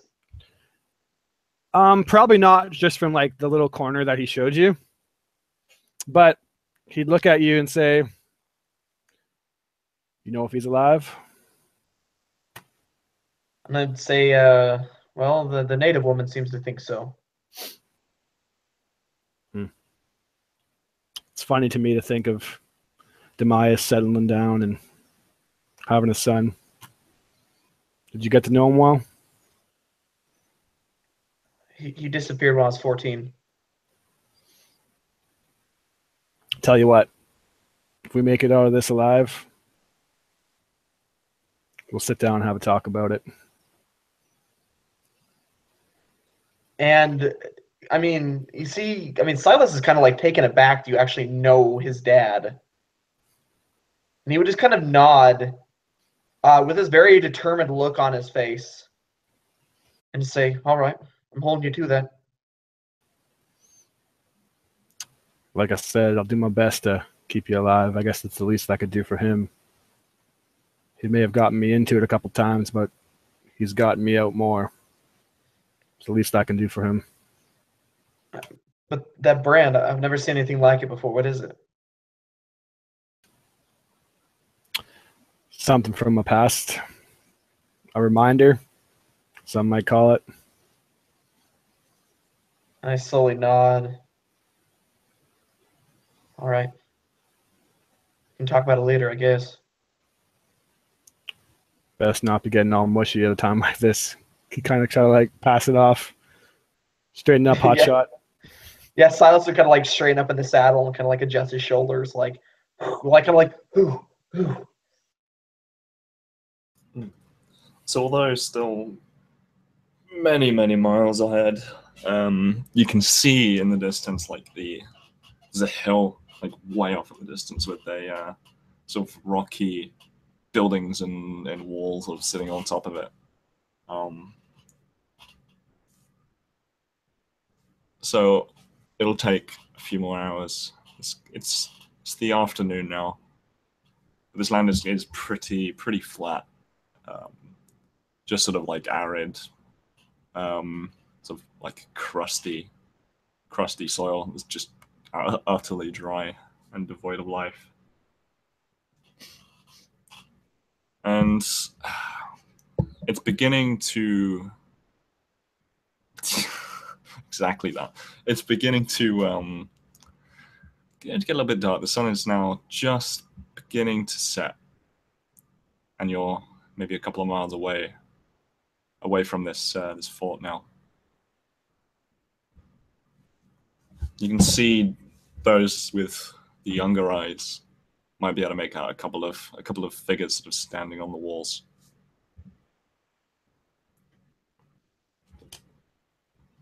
What's the plan, guys? I look over my shoulder at the carriage and at Anson and everyone inside and say, all right, guys, look sharp. Horatio, get some moaning on in there. Give him a slap. Give him a slap, Tonta. I look at him and give him a chance to start moaning without the slap, but I get my gun out and get ready. Not to shoot him, mind you, but for whatever may come down the road. Yeah, pistol whip him. Get him in. And I'd kind of look back into the carriage and I look at Tonta and I'd say, for the record, Tonta, if anybody asks, and I'd look at Anson, I think it'd be most believable if you said you were his slave. Anson's slave? And I say, I don't know about you, but I don't see many natives running around capturing people and throwing them in the back of carriages to sell for ransoms. You might be right. But I'm supposed to be holding a gun on this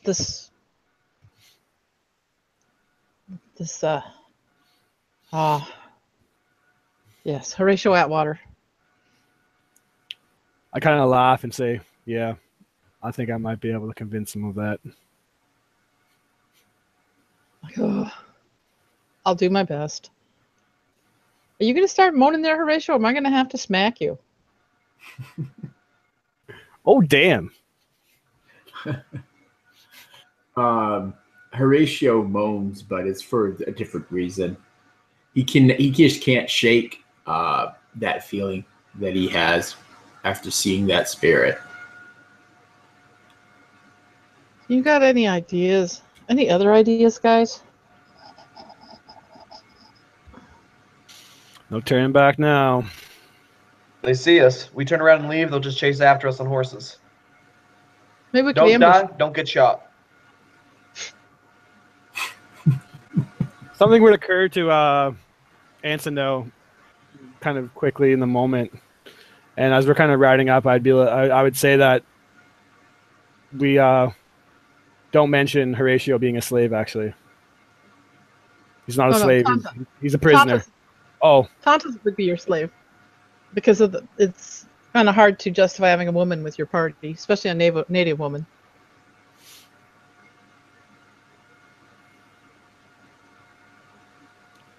I think it's a little late for that. I don't think we want to go slave. I don't have time to explain it, but trust me, you're going to have to toughen up and act like a bandit. Maybe she's your woman, Anson. I'd give her like a little wink and a kind of like little horse, whatever it's called, clicking. Yeah. It'd be my honor, my lady. You better not carry that one too far. Oh, trust Yeah, me. I was about to say if Jarvis could see you guys now. All right, so you're trundling on, and you get like a half a mile from this fort, and you see a couple of riders, like 3 riders, come out the gate, carrying rifles, heading towards you guys.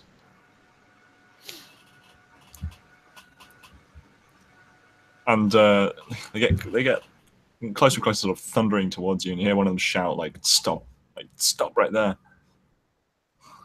No further. Kind of call a reins to the horses, or like snap the reins and slow the horses down. So the lead one pulls up, maybe like 20 yards from you, and the other one sort of circle around.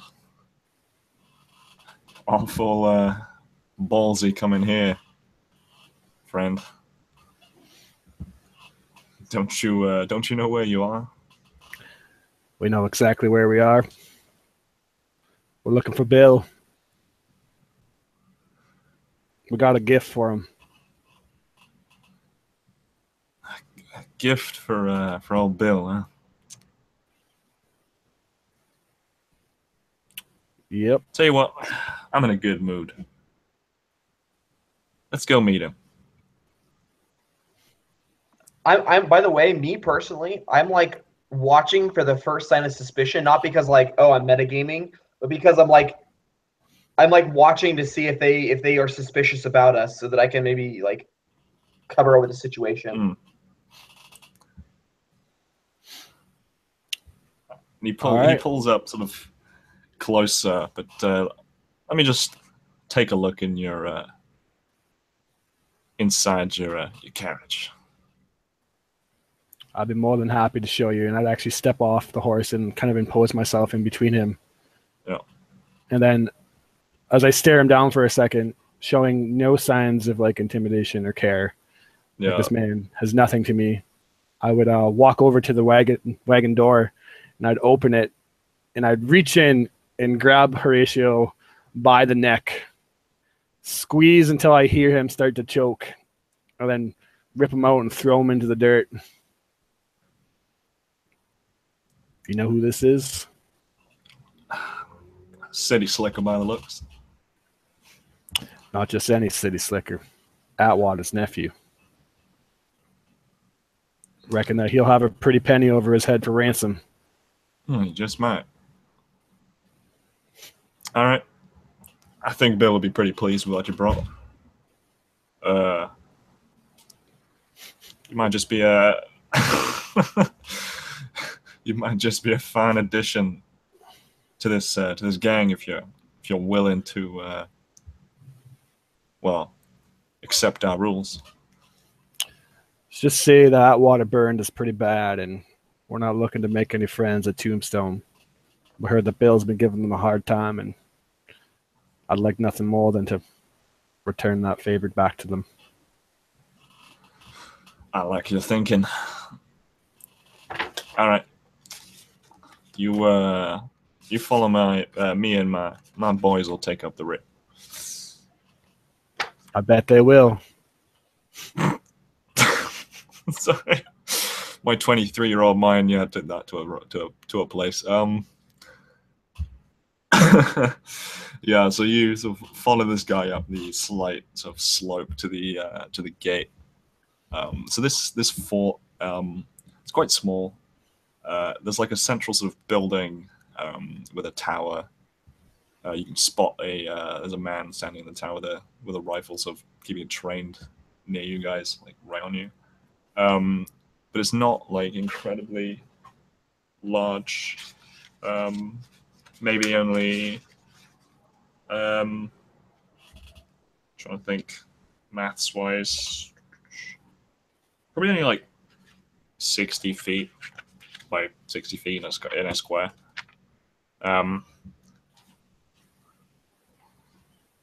And you guys go in the gate, and underneath the sort of little gatehouse, into sort of like a yard that's surrounded by those small, dilapidated sort of shed-like buildings. You can see like an open archway to your right as you enter into sort of another courtyard.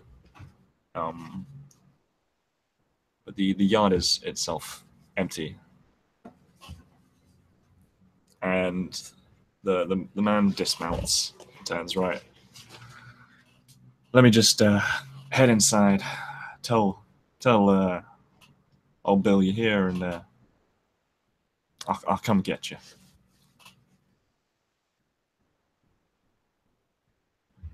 On mute. Yeah, that'll do. All right, and he heads off through the archway into the other courtyard and disappears from view. And you got the two guys have dismounted, and they're leaning up against the wall, just looking at you, with their like hands on their resting on their firearms.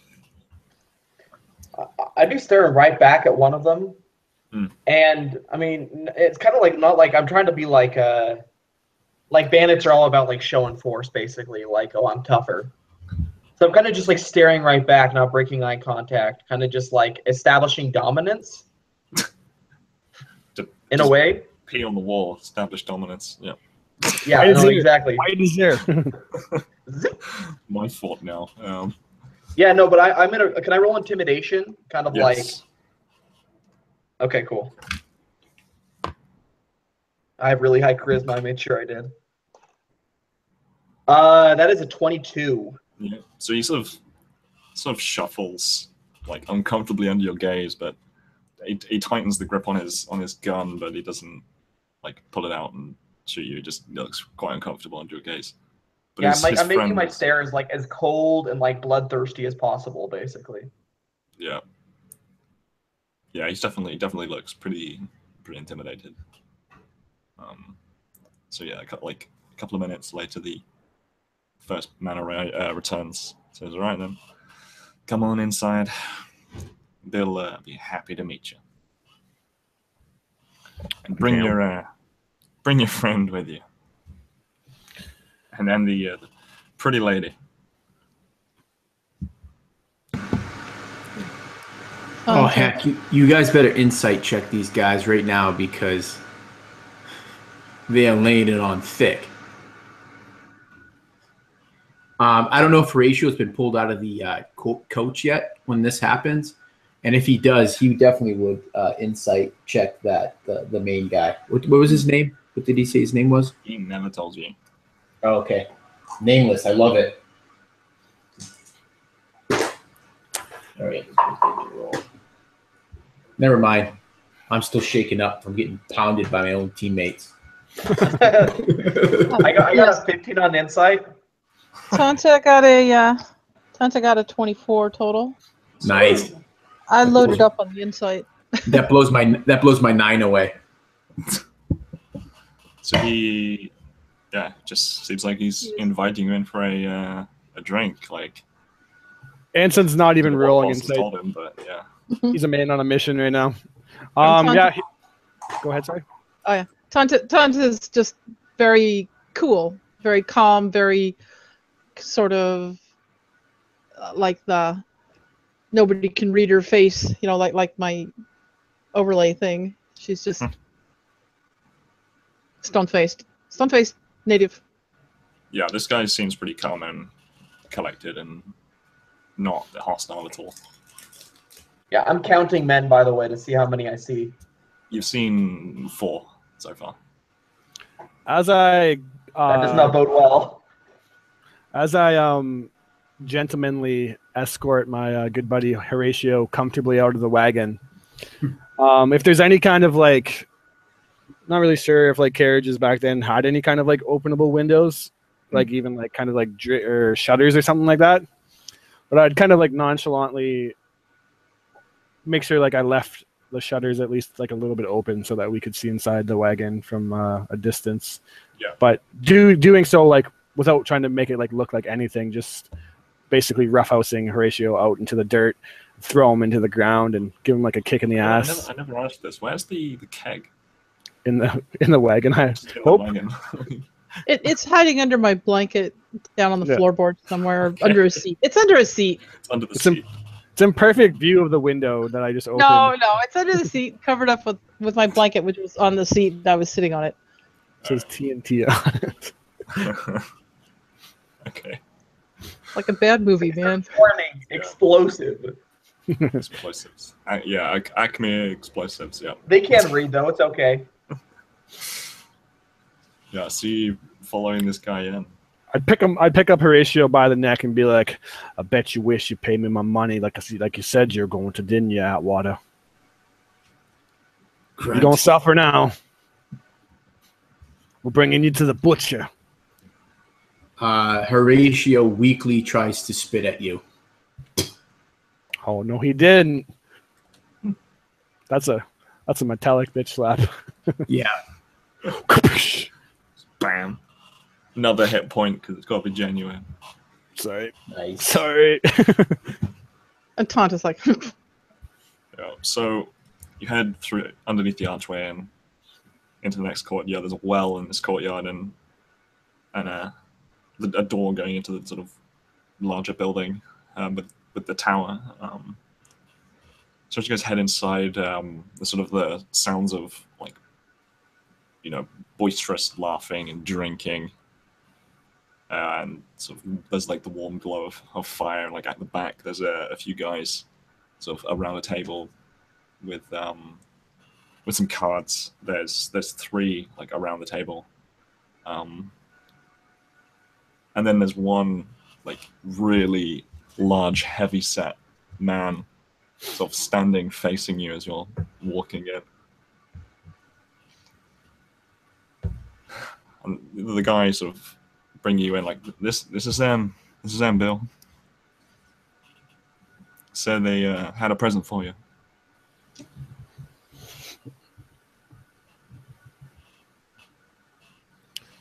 Bill sort of stares each of you down. Like his look is probably like the most terrifying guy you've ever seen. Like his face is like scars.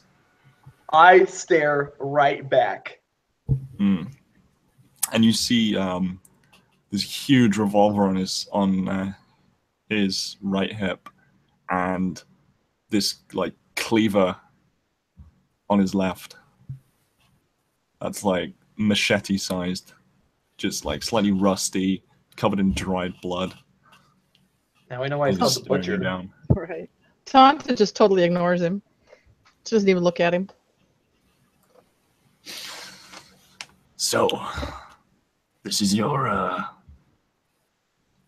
gift. And as he says that to us, Anson's just staring him down. And as soon as he walks into the room, Silas, Tonta, Horatio, all of his henchmen just kind of disappear, fade to darkness. The sound of Billy's voice isn't really even heard. It's just him and Billy in the room. Anson can feel the weight of his gun at his side. And it's just kind of like that whirling sound of winds and chaos. There's no sounds to him. He just looks at Billy, and he's seen this man so many times. He's pictured killing him in every way imaginable making it last for an eternity over and over again in his mind. And he looks into Billy, who's looking him back in the eyes and has no recognition whatsoever. And he just stares at him. And then I imagine there's kind of like an awkward silence, whereas maybe Silas was expecting Anson to like take the lead. Anson's not saying anything. He's just deadlocking. And maybe to Silas, like he's thinking like, holy shit, the old man's freezing up. Cat got your tongue, huh? And yeah, I would like step in as they were just staring at each other because he's not looking at me anymore. And I kind of just kick Horatio like a light kick in the side just to get a grunt. It's Atwood's nephew. Atwood's nephew. Well, what do you want in return? And I kind of just look at him. I look at him back in the eyes as he's looking at me. And I say, sure, the goal would be nice, but frankly, we don't really have much that we want to do with these folks anymore. We heard that there's loot and plunder to have here, and people of his like mind, if you understand what I'm saying. Is that a deception check? Well, I guess technically he already knows. I mean, no, I'm not gonna make you roll for that. That's, okay, cool. Yeah. You see, problem is, Atwater don't have a nephew.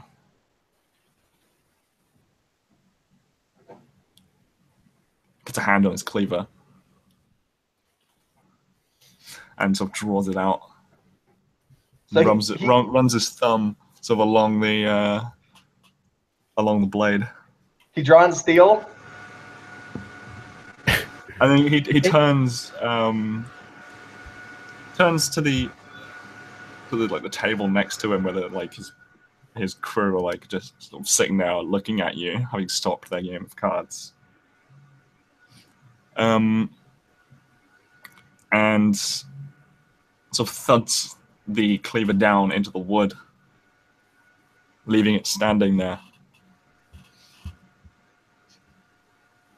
And looks back. Atwater don't have a nephew. So, you're obviously here to kill me, yeah? Horatio at that statement would look, I mean, as best as he could muster for someone that's probably been beaten over days by these guys. This most indignant look on his face, and he would stand up as upright as he can, being held a little bit by the ropes, and he would be like, well, that's just cold. Just because that bastard Atwater never got along with my father, he can't deny that I'm his kin. All right. See, you guys got balls, all right? A very ballsy move coming in here. Surrounded, just the four of you. So I'll give you a deal. You give me that city boy, you three can go. No killing. Well, at least not you three.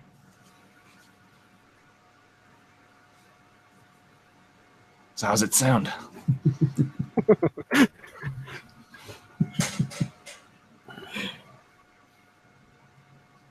How many people in the room? Yeah, that's an important question. 7 of you. 7 of them. And 7? Yeah, 4 of you. Those are good odds. I can take those odds.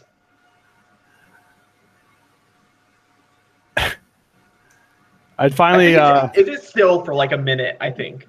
There's literally there's a with the silence after the butcher makes that deal, and Horatio at first doesn't think anything of it, but then because when the silence kind of drags on a little bit longer, maybe this one little bead of sweat that comes down under his crumpled top hat, and it like makes this little trail down the dirt down his cheek as he's like thinking, wait a second, why are these guys saying no way?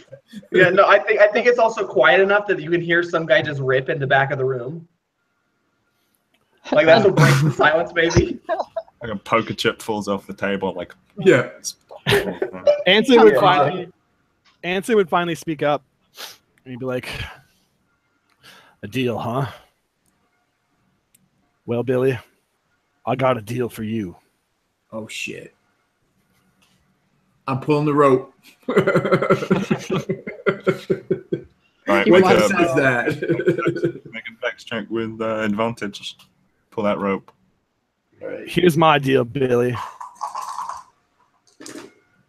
I'm gonna fucking kill you, and I'm gonna make sure it hurts. And I'm gonna make sure Sorry. I'm gonna make sure I'm the last thing you see when the life drains out of your body. And he stares at you, just smiles. And I'm gonna eat you. And then picks up the cleaver and just launches it straight at you. Let's roll initiative. Yeah. Could I guess I didn't say it, but I wanted to do a shot too, but that's fine. Yeah. We're gonna die today. Is a 21? Oops, shit. Oh, you guys are all going first. All of you are going first. All right. Give me one sec. So, let's get They're up in the flow ratio. So we have Silas, Tanta. I'm typing it in chat, by the way. Yeah, I'm writing in my book. Oh, okay, cool. Silas, Tanta, Anson, Horatio. And I would assume that Horatio is actually fully armed. Underneath. Yeah, maybe his, like the pistol is like tucked into his waistband or something. Yeah. Well, I was gonna ask Harry if he's okay with it. I have a medium pistol, so I was just gonna have it like. You probably like wrapped hidden the in- pistol within your ropes. Yeah, I was gonna say it was like wrapped in behind my rope, so I could grab it with my hand. All right. Okay. So, do you want to just do this Anson, you get a shot. Bill gets his cleaver throw, and then we'll go from initiative order there. Like after that, as like a little surprise round. Anson's not even shooting at him. His thought is to kill everyone around. Okay. So he's gonna just like instantly. I imagine like one of his henchmen go to stand up at the same time, and while I'm like locking eyes with Bill, I literally just draw my pistol like lightning and shoot one of the guys without even looking at him square in the head. All right. Roll. All right. An attack. 25 to hit. I think that might just hit. Yeah. And 18 damage. Yeah, the back of this guy's head just explodes onto the back wall. And then I imagine I'm quicker than the butcher, but then the cleaver comes flying my way. This So. cleaver's gonna come flying. Right. Let's see if I can actually hit you. That is a total of 20. Well, I'll let this one slide. Rest in peace. Oh, I'm rolling the wrong dice. There we go. Yeah, you need to roll a d4. Oh, I rolled really badly. Okay, you only take 6 damage. I just fucking rolled a bunch of ones. I mean, that's still like an eighth of my HP. Yep. But yeah, we'll go up to top of the initiative at Silence. So I pre-rolled. So what I'm doing? So you see Anson draw his gun, shoot him. You see the cleaver fly and bury itself in his shoulder. And then as this is all happening, just like fast as I can see, the heavy revolver is drawn from beneath the shoulder into his hand, and he places it square against the palm of the butcher. Mm-hmm. And is this his shooting hand too? Well, it hasn't got his arm on his gun, but if you're aiming at his right hand or whatever, yeah. I'm gonna assume he's right-handed, so I place the barrel of the gun against the palm of his hand. I got a 19. I'm gonna run right up to him and place it at his hand. Yeah, cool. Yeah, so I got a 23 to hit. Oh. So I place it square against the palm of his hand, and I look up at him, and I just pulled the trigger, just staring him dead in the eye. And I did, and I'm also hunter's marking him. Yep. So like as I'm running up, it's a very strange sensation because I mean Silas doesn't know anything about magic, but it's almost as if like he sees kind of like an aura of this person and it's darker. It's like almost like black. And for as long as Silas remembers, that's how he's been able to judge who's a bandit and who isn't, is by what their aura looks like. And he places the gun against the palm of his hand and pulls the trigger, and that's going to be 6 + 6 + 5 + 4. So that's 21 points of damage. Damn, son. And that's without my Colossus Slayer, too. Yep. Well, guns are powerful. Guess who else has guns? 7 of them. Yeah, the bullet just like passes straight through. He'd step away and start making his way towards a table for cover. Like, the way he sees it, he just crippled the butcher in a large way. Yeah, it's like a nice clean hole in this guy's hand. He's just like screaming in pain, like before he sort of gathers himself up. But we go to Tanta. So Tanta grabs up her shield and holds it in her left hand and takes her antler in her right hand. Spell focus. And she says some Native American words. Sounds like gibberish to you guys, but a kind of a purple glow just comes out and goes to all 3 of her comrades, and she's going to cast Blast on everyone, which gives you all a 1d4 for either an attack roll or a saving throw. Nice. And then she's just going to, kind of shelter behind her shield as best she can. Maybe if she can find some cover somewhere. Okay. That's pretty much all I think she can do. Yeah, so you have like 3 guys like behind you. 1 dead guy and 2 guys by the back, and then Bill. I forgot my fox. Is he on his own initiative, or is he on your turn? He goes on my turn. Okay. Let's see. I gotta find the right sheet of paper. Sorry about that. I have lots of sheets of paper. Because he could do something. Okay.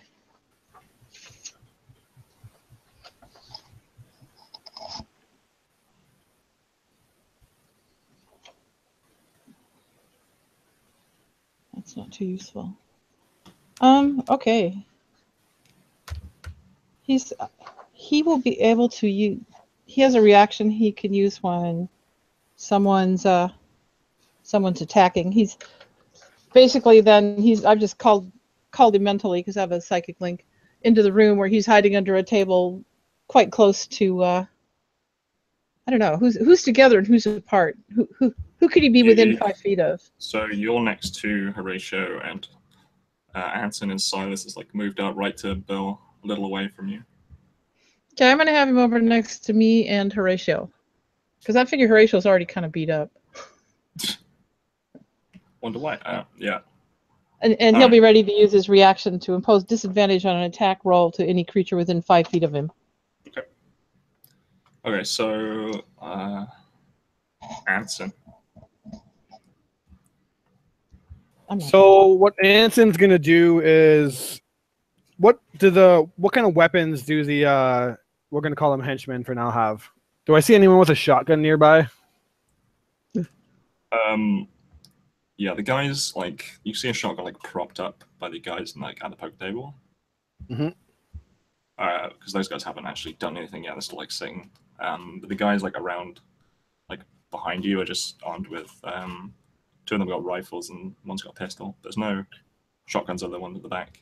So the shotgun leaned up the table. I don't know how you want to do this, but what I want to do is go up to the table, grab a shotgun, and then kind of like use the shotgun to pick one of these guys up and put them in a chokehold, and then basically use them as a human shield. and then next round, hopefully be in possession of a shotgun. So I don't know how you want to handle that, yeah, but I think some like opposed check, like see if you can wrestle with him. Yeah, so I think that's a strength check on my behalf, and he can do athletics or strength. Yeah, it sounds like a grapple. Yeah. It's basically a grapple, yeah. All right. Right. Oof, I'm burning my point of inspiration for that. I got a Oh, don't do it. 17. Fuck. I failed.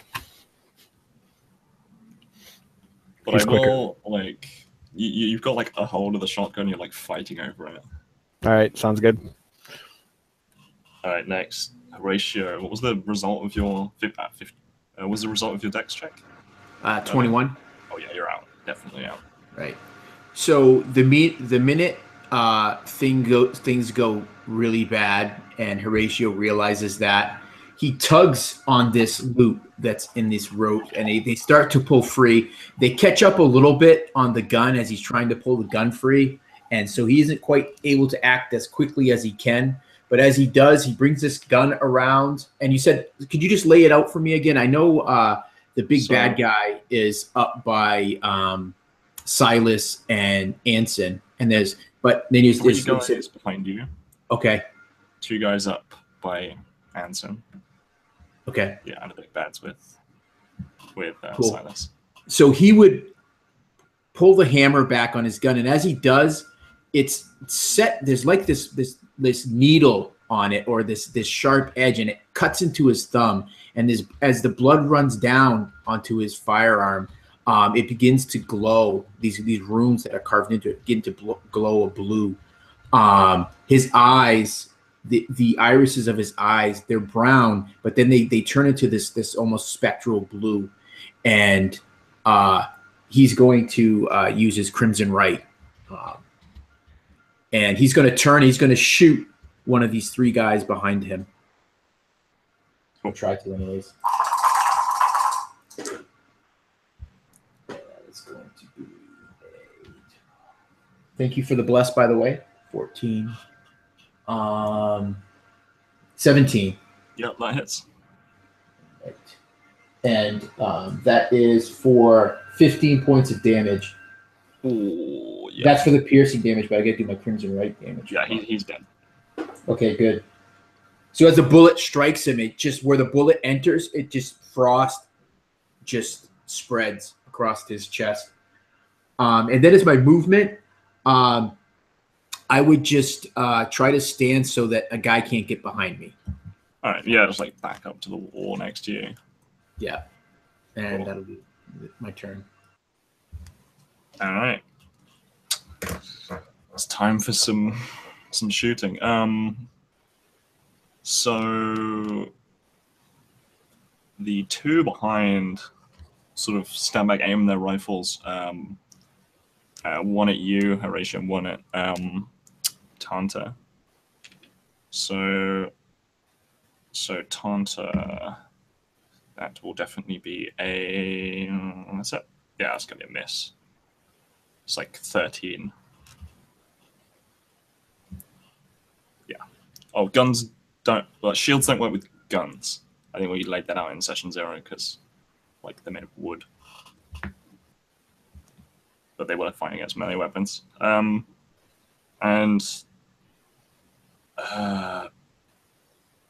Horatio, that is a 23 to hit.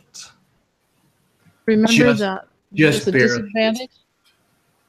That the fox can impose disadvantage on anything that hits any attack roll for me and All right. Horatio. Thank you, little Foxy. Okay, I mean, Horatio did move away from you, but... okay, that is a 20... No, not 20, 17. Yeah, that'll hit. Looks like the wrong It's worth a guy. try. Right. This is with a rifle. So you take... Oh my god, my damage rolls are abysmal. You take... Oh shit, really? Only 6 damage? No, Harry, there is nothing wrong with that. It's a 2d10. I rolled a fucking 1 and a 3. Oh god. So 6? Okay. Yeah, 6. Yeah, so it definitely clips him. Jesus. Right. We'll go to Bill next. Bill will remove like his revolver with his left hand, aim it right at you, and firing into melee, lets off 2 shots. Oh, sugar. Okay. One's a miss, and one's a nat 20. Ooh. Okay. Here's hoping for low die rolls. This is a heavy revolver as well.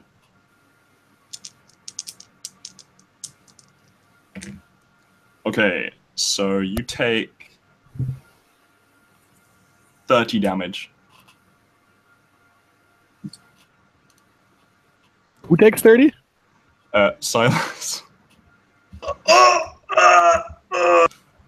I rolled pretty well. Sorry. Wow. Wow. Respect the gun. That's all I gotta say. Respect the gun. Yeah, respect the gun. Yeah, so this like bullet just like hot, like cuts through your stomach like a hot knife through butter and just goes like straight in and straight out. Oh, no, if for a nat 20, I think it lodges in his gut. Oh, like yeah, okay, yeah. Yeah, no, Like it's embedded in there, and there's just blood, just because if you got a gut shot, blood just. Yeah, he's not looking So good.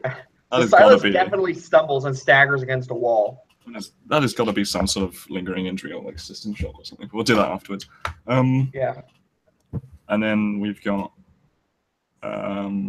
Oh yeah, so the guy that you're wrestling with, Anson, he's going to wrestle the shotgun off you. All right. So we're just doing it again, or do I? Yeah, another opposed. All right. Thing. Where's my thing? So he only okay. Yeah. Oh my god. What did you get? So bad. I think I might have got worse. I got a 6. Yeah, and I spent my inspiration already. Don't worry, I got a 4. Nice. Woo! It is a grandpa wrestling match. Like we're just like both moaning about our backs hurting. Oh, you give me that, Sonny. Yeah. So the other guy at the table will just like pull out a revolver and like shoot over at Tanta at the back. Does this one have disadvantage as well, or is it only in melee? Was it? Oh no, never mind. He's used reaction. It's fine. Yeah. All right. One attack. That is a 15. That's actually no, that hits because it's just gun. Yeah. These guns are deadly, but this is a small revolver, so don't worry. Oh, too much. So I won't worry. I'll just panic. what is me enrolling 6 damage? For anyone that isn't Bill. I mean, I'd rather 6 over 30. Yeah, I guess. But seriously, the fuck. Yeah. Okay. Oh. Okay. We're back up to the top. Silas. Yeah. I pre-rolled again. I literally rolled as high as I could. I nat 20'd with a 4 on the bless. Oh. So I got a 30 for the roll. And so how do you do your crits? Do you just roll dice twice? So roll your damage die. Okay, done. And your bonus, your dex. Okay. That puts it at 24. Yeah. Plus your like extra stuff. Plus max damage also? Hold on, you have your Hunter's Mark, Colossus Slayer stuff right as well. Uh-huh. Okay, roll those 2. Okay. So I mean I rolled all my damage already.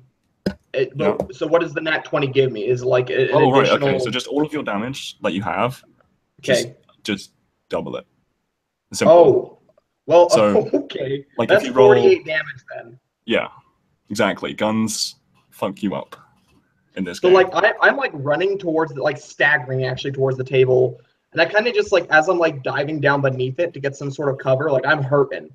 Like blood is like one of my hands is holding my guts in, and the other hand is like leaning backwards. And I just line it up with him, and I shoot him right where I think his heart would be. And I do 48 damage to him then. Oh yeah. So yeah, basically my crits are like you roll your damage dice. You do crits the same as I do. I roll my damage die, add modifier double. Yeah. So with guns, they're pretty damn devastating. Yeah, I like deadly crits. Those are good. But yeah, I'm at 6 hit points now, boys. I need some help. So what's that? So I did 48 damage to him, and then I did 26 on my first round. Yep, still alive. So he took 74 points so far, and I am diving beneath his table. Yeah. Yeah, he just flies back, manages to stay on his feet with this gaping like chest wound that he's just trying to cover up with his bloody hand, but it's still like bleeding through the hole. Just desperate, like trying to cover it up. And they see like there's a look of like slight terror on his face. Is it safe to assume that he is bloodied at this point? Oh yeah. Okay, He's not good. looking good. He's looking about as good as you. Okay, I'm hurting really bad. I am lying down beneath his table, and like I flip a bench over, and like I'm like ducking behind this wooden bench. Yeah. So, Tanta, you've got was it a guy? A couple of guys. Got a couple of guys behind you. You've got Bill in the middle. One guy wrestling with Anson, and another guy at the back who just shot you. Oh man, would I get attack of opportunity if I tried to get to Silas? No, you're not in melee with anyone. All right. Then I think I'm going to dive under the same table that he's under. Yep. And I'm going to lay my hand on him and chant some more words nobody really understands. and like this green crackling energy comes from my antler, like kind of through my body and the hand and goes over him, and I'm going to cast Cure Wounds on him. I don't know if I'm supposed to roll this or him. You can just roll it, it's fine. Okay. So it will be a total of 8 points of healing, which will at least give him maybe kind of knit him back together a little bit. Give me a bit of breathing room so I can maybe take one more shot. If it's bad damage. Well, then I send the little fox over, and he's gonna blink over there. He can blink over there, and on his reaction, he's going to protect either you or me, whoever gets attacked next. Okay. For a disadvantage on the first, the next attack there. Probably on you. I'm still a lot better shape than you are. I'll just set him up to protect Silas. Dude, that 30 points hurt, man. Holy cow. Yeah, disadvantage would be pretty dang handy if someone. Can't complain too much, man. You did 48 back. Right. So I assume we have some kind of being a ranger with guns, baby. Wait until I get sharpshooter. Oh yeah. Can we get partial cover under the table? So yeah, you get some partial cover under the table. So, Anson, like, what are you doing? So can I basically, with this guy that I'm wrestling with, do the chokehold that I want, and then ready in action for when he gets shot to just unload a shotgun at the guy that shot him? Basically use him as a meat shield and then fire off a shot into the guy that was trying to hit me. Does that make sense?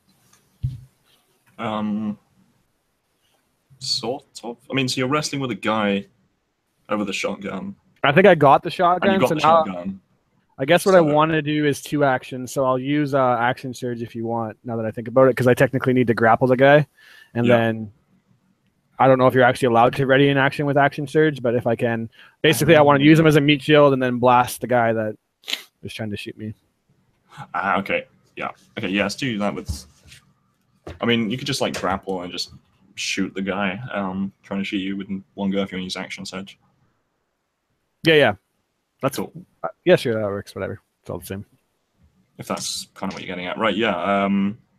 So you're trying to grapple him. So that's another opposed check, isn't it? Yep.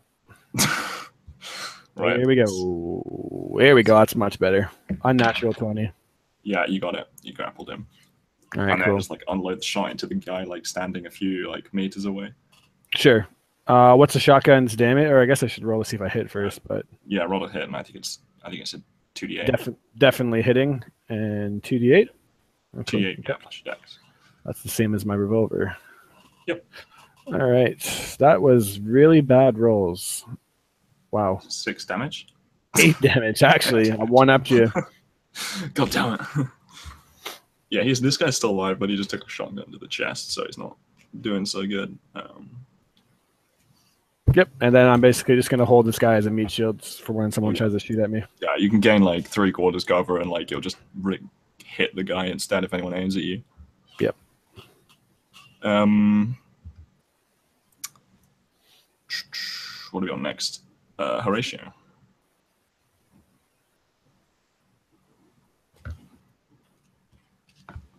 You are muted if you're talking. Sorry, I forgot I was muted on my mic. So, as a bonus action, Horatio looks at the other two guys that are probably looking at him, and he all of a sudden just spouts out this visceral language that makes no sense. But as he does, there's like this you can see his breath. And I'm assuming he got nicked by that first shot, and the blood that is coming out of the wound is almost like it's like frosting. And he's going to hex the guy he's going to shoot. And I'm going to give him disadvantage on any dexterity skill checks. Yep. And I will shoot at him. Which guy? Like the last remaining guy by the door? Yeah. Was that 2 guys? Oh, yeah. 19, 22. Yeah, so I definitely hit. And that is going to be for 9 piercing damage. Mm-hmm. 5 necrotic damage from the hex. And Stop there, he's dead. and 2 frost damage on top of that. Yeah. And once he does that, he keeps uttering that language. And as the guy gets shot, he falls to the ground, and then he springs back up on his feet. What kind of gun does he have? The guy, he had a rifle. A rifle. He pops back up on his feet. His eyes are just like a frost blue, and he shoots the other guy that's back there with him. As I use my blood maledict to make him a fallen puppet. Ooh. So he'll make 1 shot at that guy.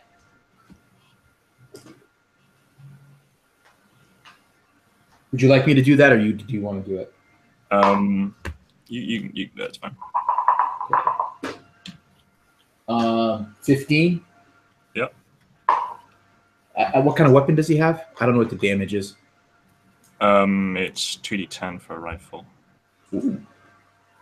I don't know if I like guns.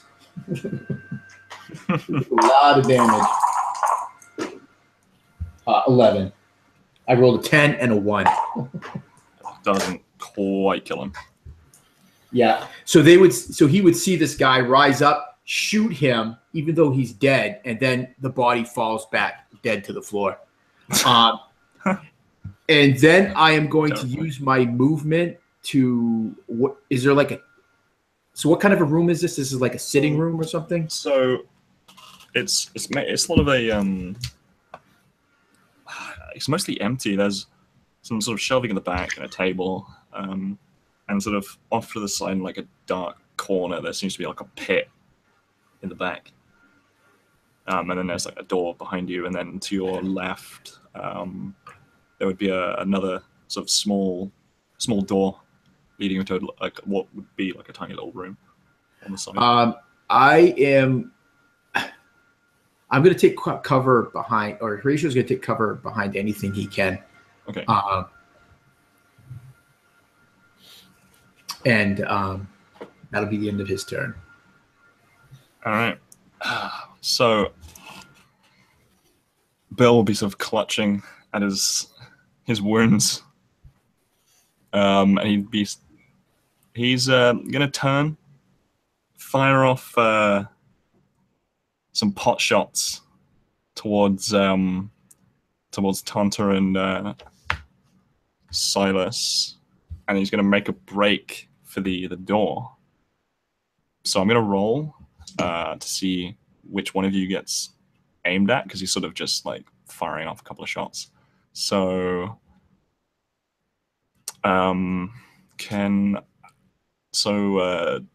Tyler, odds or evens? Evens. All right, evens means you don't get hit, and it's Tanta. Okay. Oh boy, I rolled a 3. So it's at me. So disadvantage the first one, and then the second one is just I have +2 AC for being behind the bench. Yeah. So first one is a miss. Just. Second one is not at a disadvantage, right? No, but I have 18 AC, so 18. Second one is a 23. Oh no. He might roll 5 for damage. He hasn't been rolling might much roll for 6 damage. damage like normal. Right.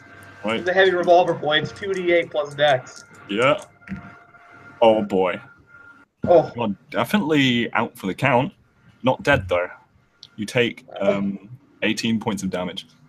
Oh my god. Yeah, you see Silas kind of like as he's running past, Silas kind of leans up with a shotgun to shoot his legs, and he just pot shots him right in the shoulder. And just like just this another explosion of blood, and he just falls backwards, his head hitting the table, and he collapses down behind it. Yeah. Yeah, and this guy's gonna make a break for the door. And I just get you patched up. Hey, I mean, stopped him from like totally getting destroyed. Because if you hadn't have been there, then yeah, like that advantage, he would have killed you, like killed probably Tyler outright if you hadn't done that. I don't think it would have killed me outright because I have 36 hit points. He probably would have had a nat 20 again. But if he did, the disadvantage shot, if that hadn't have been disadvantaged, it would have hit you. And then that would have dropped me, and then the second one would hit me too. No. Give me an instant like 2 fails, I think. Yeah, is it what wouldn't it be does. good. So yeah, this guy's making a break for the door. He's going to be like at the door, but that's where he'll end his go, and then we'll go on to there's 2 wounded guys and a grappled guy. So the grappled guy's going to try and break free. He gets a 9 total, Chris. 19, bitch. And the guy like that you just shot, he's still I think there's still one guy alive. Yeah, down by the door. He is going to take a shot at you, Horatio, because he just seen some terrifying shit. He's not happy. That is a total of 16 to hit. Yeah. Does that hit? Oh yeah. Yeah. All right. So 2d10. You take 9 damage. Yeah, so that I think hits him like right in the upper thigh. He's just getting cover, and the guy clips him in the back. Man. Yeah. Oh shit. Yeah, I need you to roll high against Silas apparently. Gunfights, bad. They're short though. Oh yeah, they're really short. And then the last guy I think is alive by. We got shotgun to the chest. He is going to angrily fire at you, Chris. So let me just see if he hits his friend. Yep. With a 1, he's definitely hitting his friend. Beautiful. Sugar. He's probably going to kill his friend. Not quite. Not quite. He only takes 10 damage.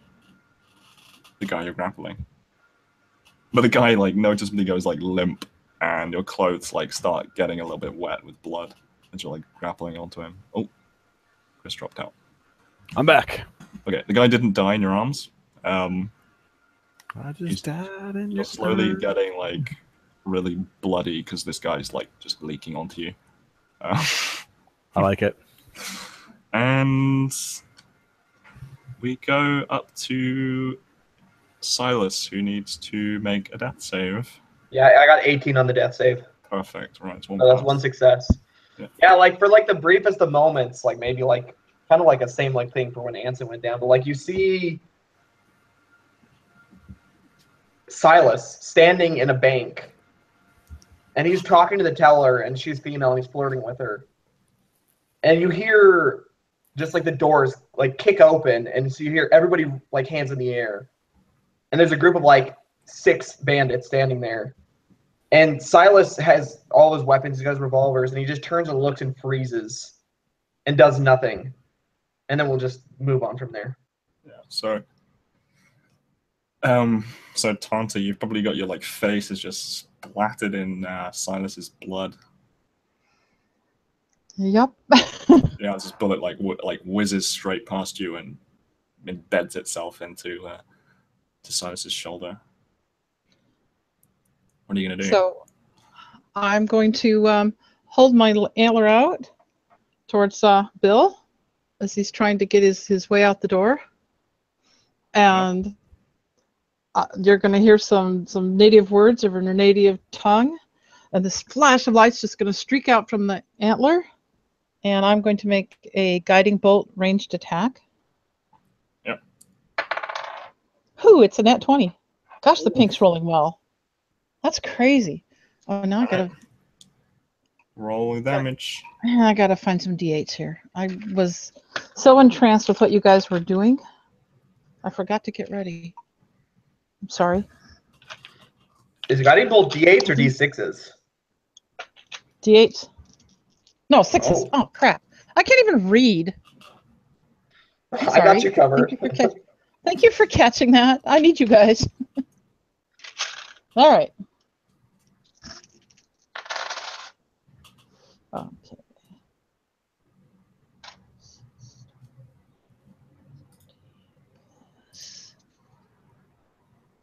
Okay. So I just double my damage? Technically, spells don't crit, but they do in my game, so yeah, double damage. Okay. So that's 26 points of damage, and the next attack against Bill has advantage. He is so close to death. So very, very close to death. Well, if I hadn't rolled 2 1s with my 6 and my 5, it might have done the job.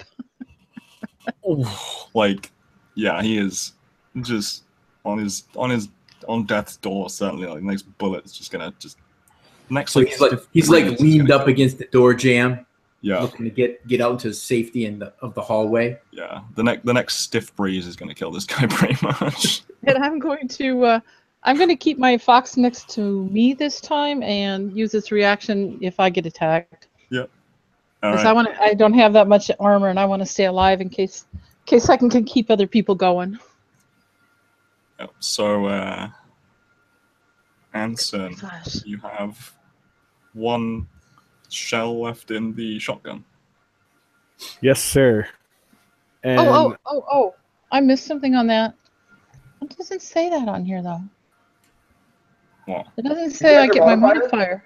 It doesn't say I get my modifier. And any spells you don't over a cantrip, you get modifier, don't you? No, you don't get modifiers on. Oh, does it have to specify you get modifier? No, it's a special thing that you get at one of the higher levels in some of the classes. Yeah. Oh, okay. Yeah, I don't know. Some of these spells say you do, and some say you don't say anything about it. So I just assumed I didn't. Default is you don't get modifiers on spells. Okay. Because normally they would be way stronger, than normal attacks, but okay. That's why. Yeah, with 46, that's a lot for a level 1 spell. Yeah, well, it did crit, but yeah, like 15 or 16 damage or whatever, it's still pretty good. I mean, it's like a gunshot basically. So. Yep. All right. So I rolled, and I kid you not, I rolled a 20 plus a max 4 on the bless. So I too. Who are you shooting? Crit.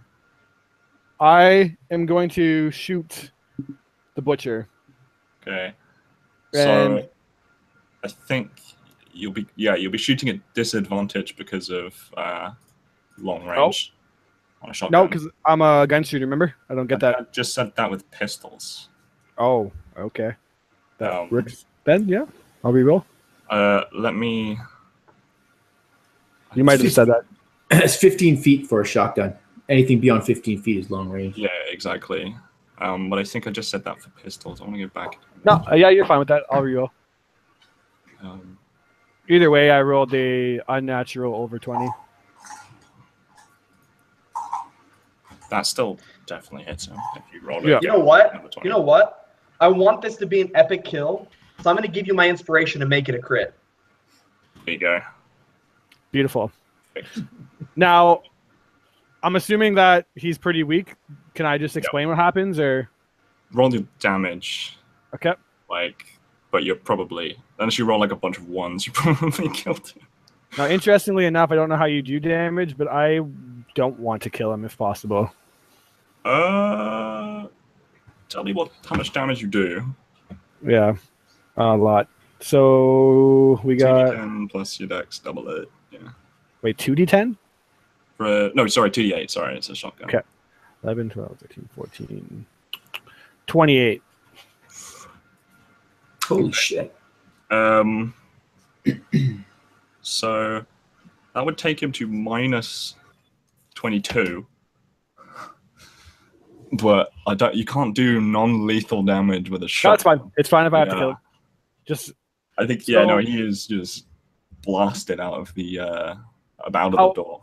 How I picture it is I'm grappling this guy, and he gets shot in the gut, and momentarily his hand kind of reaches down to his gut, and blood starts to pour out into his hand. And as he does so, he goes into like a primal mode where he's trying to get out of this grapple to save his life. And in turn is reaching up in Anson's face. And Anson's face is just getting completely covered in blood. His beard is matted with these clots of blood, and his face is almost not visible. All you see is this red crimson dripping down his face. In the chaos, though, he sees Silas go down and the butcher make a bolt for it. And in an uncharacteristic, almost like primal, you just hear him yell out, "I'm not done with you yet." And with that, he like kicks the guy out of the way, grabs the shotgun, and just blasts the butcher in the back. And I imagine he's like running for the door, and he's just about to open it and like panicked, and he hears me yell that, and he looks into my eyes, and it almost looks like a man possessed by a demon. And I just blast the shotgun right into the side of his gut, ripping him open.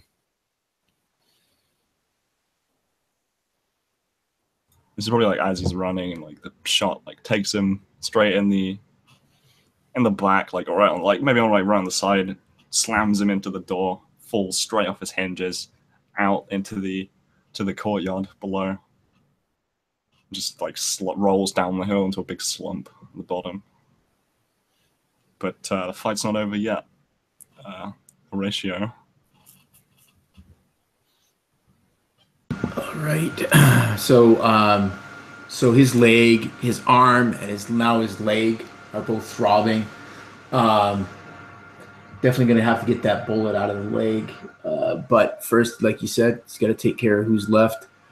He surveys the scene. He's going to shoot the one that just shot him, the one that wasn't quite taken down. 11, 13, 18. Oh, yep. And that's going to be 11 points of piercing damage, 3 necrotic, and just 1 frost. Yeah, lots of dead. Yeah. So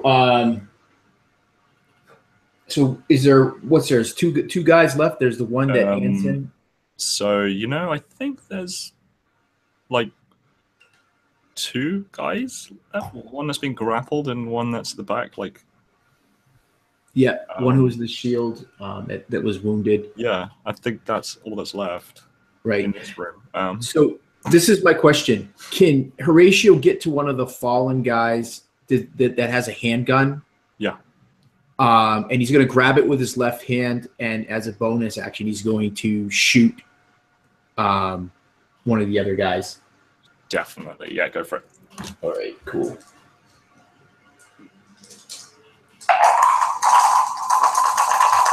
Oh, yeah. So that would be, thank God for the bless. So that's going to be a 15. Yep. Tell me how you kill him. Oh, yeah. It's nothing. It just shoots him. It just hits into the chest, and the guy just kind of grabs at it and just falls. All right. So this one guy that's left inside the room is going to try and break free from the grapple very weakly. Try and break free. So with disadvantage, he gets a 9. The grappled guy, I said I pushed away. Oh, you pushed away. Okay. Shoot the butcher. I will change that then. He will weakly grab at his gun, look up at you, Anson, and fire off a shot at a motorbike in the background. Agrees with me. And that's the right course of action. Okay, that is a total of 16. Is it at disadvantage for being in melee? Yes. 16. And still a 16. Yep, still hit.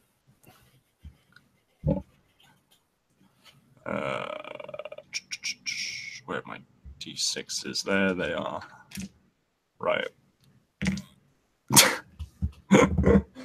All right. Oh, I rolled better this time. You take 8 damage. I'm improving against other people. I mean, Not just Silas is dying. Equality. And, like you hear a crash of thunder outside, and then like the start of this sort of like hammering rain, and you hear a shout from outside, like into the room. We know you killed Bill. I mean, we're not gonna let you kill us. So just come out with the hands up, no guns. We'll let you go. No problem, okay?